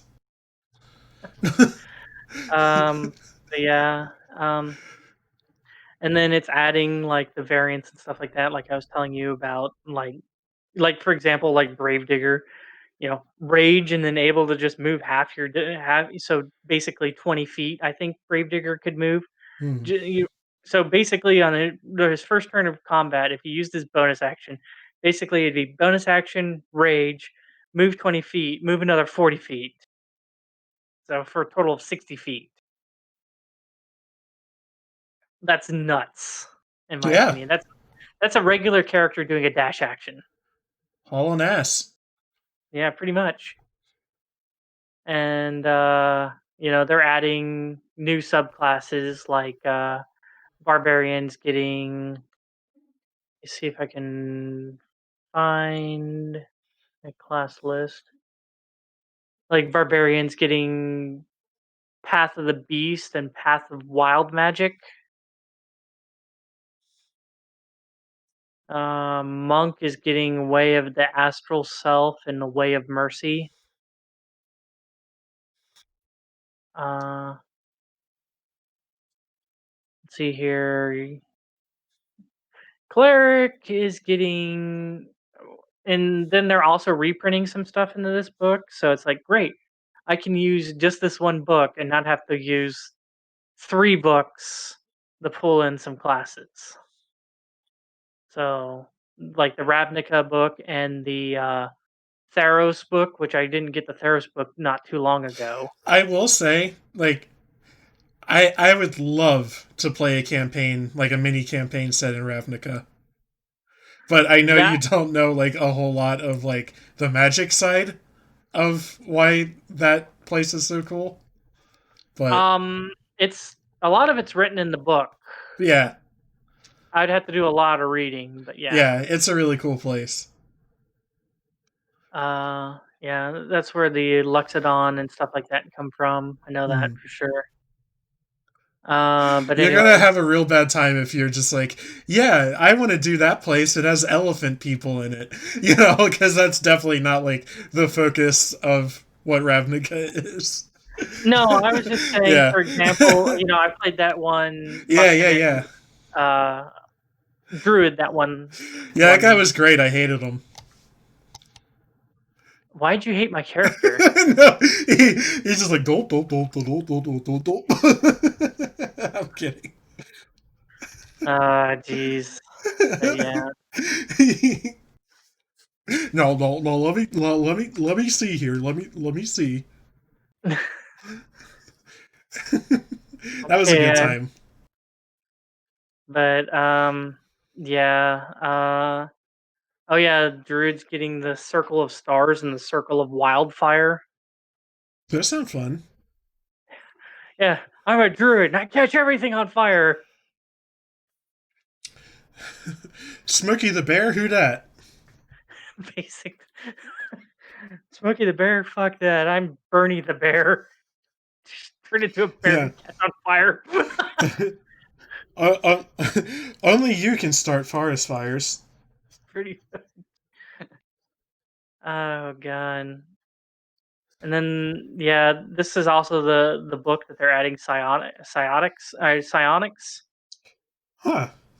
So more brain power. There's a brain sorcerer, there's a brain fighter, and there's a brain rogue.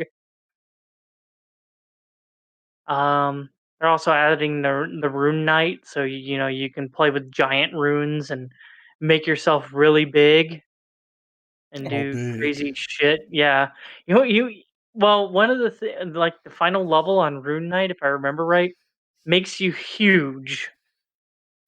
Like you can activate and turn into a huge creature. What happens if you like do it inside somebody's house? More than likely, the DM will probably say that you scale to just being able to just fit inside the house. Unless you're purposely trying to destroy the house, in which the GM will probably make you take damage. Yeah. But like, yeah, if you're like in a cave and you're trying to grow or whatever, they're probably not going to make you grow so much that you're stuck in the cave. Unless they're a real dick about it and you don't specify anything. Like, okay, you grow their maximum size, you're stuck in a cave now. So you take this much damage because you're you bend over, so your mouth is now the cave mouth, and you are the cave now. Well, huge isn't big enough to be a cave. Huge is, you know how medium, large, and small creature take up a 5x5 square? I've been huge before. Kind of. Well, anyways, huge takes up a 10x10. That's pretty nice. Yeah. Oh yeah, if you ever wanted to be Iron Man, Artificers get an armor, which gives you a power armor. Yeah, not interested. I'm just telling Not you. not in Like, my D&D. I don't want to be Iron Man. Let's see here. Bard's getting College of Creation. I haven't looked too much into that one, unfortunately. The Cleric's getting the Peace Domain. Everybody, I demand peace. Can we all just chill and smoke this bong? Yeah. There's that, and then there's the Twilight Domain, which, if I remember right, has. I think it's something kind of along the lines of it has to deal with undead and, Sparkly fight. vampires? Maybe. I don't know. I think I think you're like an undead fighter, basically. Like you fight the forces of the undead. Okay, well, I've kept the stream running because I like the idea of us having a little post-session podcast, but I Oh, have reached the end of my willingness to talk about a book. yeah. I'm sorry. My throat's starting to go too. Yeah, So, I'm cutting you off, Hesper. damn. Yeah. I'll have to let you guys know how Tasha's turns out on Tuesday whenever I get it. Yeah, man.